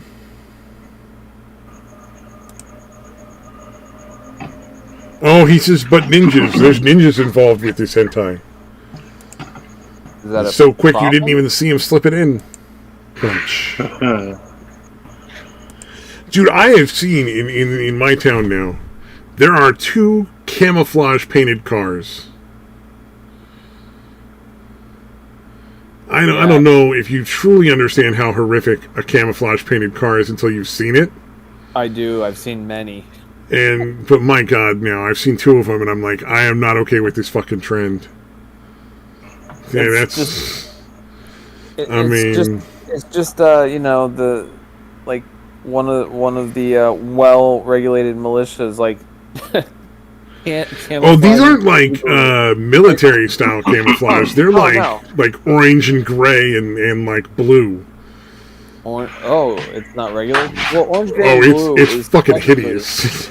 That is technically a legit camo combo, but I think it's meant for snow, like certain like snowy type, like. You know, hey, stuff. Who knows? It's probably camouflage for everything. I only know that because of video games. In video games. Oh. Yeah, like in certain games, like when you play certain in certain like areas, like even the game that the fucking U.S. military put out called America's Army, where you literally go through fucking basic training and shit, and like they try to make it fun. Literally a self-admitted propaganda tool by the United States Army. It came out in the early 2000s. Dude, if nothing else, if it's accurate enough, like it at least gives people an idea of what they're in for if they sign up. No, man, they make it like a Call of Duty game. Oh, never mind. It's more realistic, but they have you do that to qualify to use different weapons, and then like you go and you do like a red versus blue, scenario where like play capture the flag and shit. Like they're just trying to make a game to like propagandize taxpayer funded projects like making propaganda games to get you to sign up for the military. Fun times. Yeah, they actually sent my senior year of high school. They sent a full semi-truck trailer, and that was almost like a giant RV type thing, and it had all the video games to simulate like shooting targets with a demilitarized an M4, and then like, here, you could try to fly a helicopter, and then they're like trying to gather your personal information and schedule times to sit down or get you to literally sign up for the Army. At that moment, they stalked our school for like a month, parked in the parking lot. Stalked our school for a month. I love the way you put that. Oh man. The Marines even came to my fucking house in their dress blues. Oh yeah. You know, it's insane. Like how far they'll go to recruit people. Like, I'm just like, no, bye, slam. Like, fuck it. And then the Air Force pulled me aside in the library, and they're like, they had clearly gotten like some of my medical information potentially from the school, like with at least PE health checks and shit. Because they're like, well, your eyesight is really good, and you're not too tall, but you're not too short, and all this stuff. So you could be a pilot. You should sign. You'd make a great pilot. And I'm like, man, I got like badly dyed raspberry jam colored hair and ripped jeans and a flannel on. Like, you really want me to fly around in $1 billion jet? I don't think so, guy. Well, no. See, that's the sell. They tell you you're going to be a pilot, but in reality, you're very unlikely to get whatever they promise you. You're going to get whatever the fuck they tell you. Yeah. Well, I mean, even if it's like one of my buddies got in there and he managed to get basically being an electrician for 4 years for his military service. Like, he just was an electrician. They didn't send him anywhere. He didn't do any sort of actual military stuff. He was just like laying wires and fixing stuff like that. You got lucky they didn't send him. And he always like tries to pimp it out, like, oh, everybody should join it. You know, it's really easy, and you get all this free training to get like a trade when you get out. Yeah, you know. And it's like, yeah, you're like the 1 out of 100, dude, because everybody else I've ever seen has got fucked. Not to mention, if your motivation for joining a fucking military where you could have to kill people or get killed is because you need education, like, again, dystopian fucking nightmare. Like, that's the worst reason in the world to sign up for something like that, because you can't get training to be to have a trade or a skill. Well, that way you get it for free and you get paid. Oh yeah, you get paid like all of like $20,000-$30,000. You get shipped off for six plus months at a time. Well, realistically, though, what happens is you're like one of the guys that was older brother of my friend's girlfriend, who got fucked up when they were doing some sort of like casual sporting event in their downtime, and so they like discharged him, not necessarily honorably, but just enough so they could avoid having to pay a lot of his bills and stuff. Yeah, dude. Like, you know, like the military. I think we should cut the military spending down by at least 25% of our GDP. No, I mean, there's so much of the military spending that's like building a battleship that the military doesn't want, or building 100 tanks that the military doesn't want, or having 800 military bases across the globe. Well, no, but I'm just saying, like, just not counting any of the political stuff, just the real, like, budget stuff. There's a lot of stuff where the military doesn't want it, but, like, Congress forces through all these things that suck money out of the military budget that shouldn't even exist because they're not necessary for anything we're doing. Like, we're building shit that goes nowhere. Well, the reason why they do that is because, the Lockheed Martins, the Boeings, and all these other and there's jobs in their fucking county or their district, and that factory stays open, so they have 50,000 votes that all work in that factory. Well, the big thing is the government makes contracts with the respective manufacturers to guarantee that they will buy XYZ number, well, that's another part of it too, yeah. Because that's how all the contracts work. Is they agree to what they will buy as far as production of like weaponry, things like that, ahead of time, and even if they don't end up needing it, they're contractually obligated to buy it. I mean, the military-industrial complex is arguably the first, at least second, biggest fucking profit scam on the planet. It's like stuff like what you're talking about. I don't know. Diamonds is pretty fucking. I don't know, man. Insane. I don't know as far as like amount of money, but like diamonds is one of the shadier things. Oh, it's definitely shady, but like think about this is what always happens. Like aside from all the purchasing crap and all that, you know, we go and we send people. We've had 22 years of peacetime since we've been a country. It's like we send people over, we fuck shit up. It costs a bunch of money. We don't take a lot of the stuff back because they field destroy it because it's cheaper to blow it up and easier to do that than to try to fly or transport like big equipment, like Humvees, things like that. Those are one of the things that, you know, sometimes they won't even bother bringing back. They just field destroy them. But it's like, and then we fuck everything up, and then we're like, oh, we fucked everything up, and then a lot of times we end up sending in our contractors to rebuild things, and the government contracts with them. Dude, it's just one giant fucking siphon, and they solely exist off of like perpetual warfare. If we stopped having any kind of military action, they wouldn't make a whole lot of money outside of the commercial. Well, and the thing that's driving that is a lot of the big corporations like Nestle and other companies that use that as an opportunity to help spread capitalism by going in and sucking all of the money that the country had left after spending however much trying to fight us. There's two things people need to stop right out of the country, you know? Like, yeah, there's two things that people need to stop trying to fucking spread: religion and fucking capitalism. Like,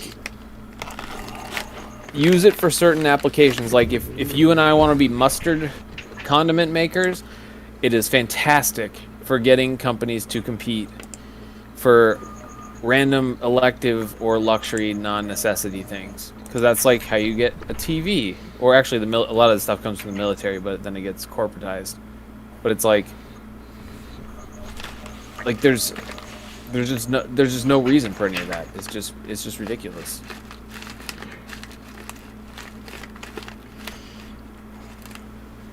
Yeah, I don't know. I don't think it's spreading capitalism. It's just like that's their claim that they justify it with, but in reality they're just, you know, there to steal money. Except they call it democracy. Oh yeah, well that too. Same difference.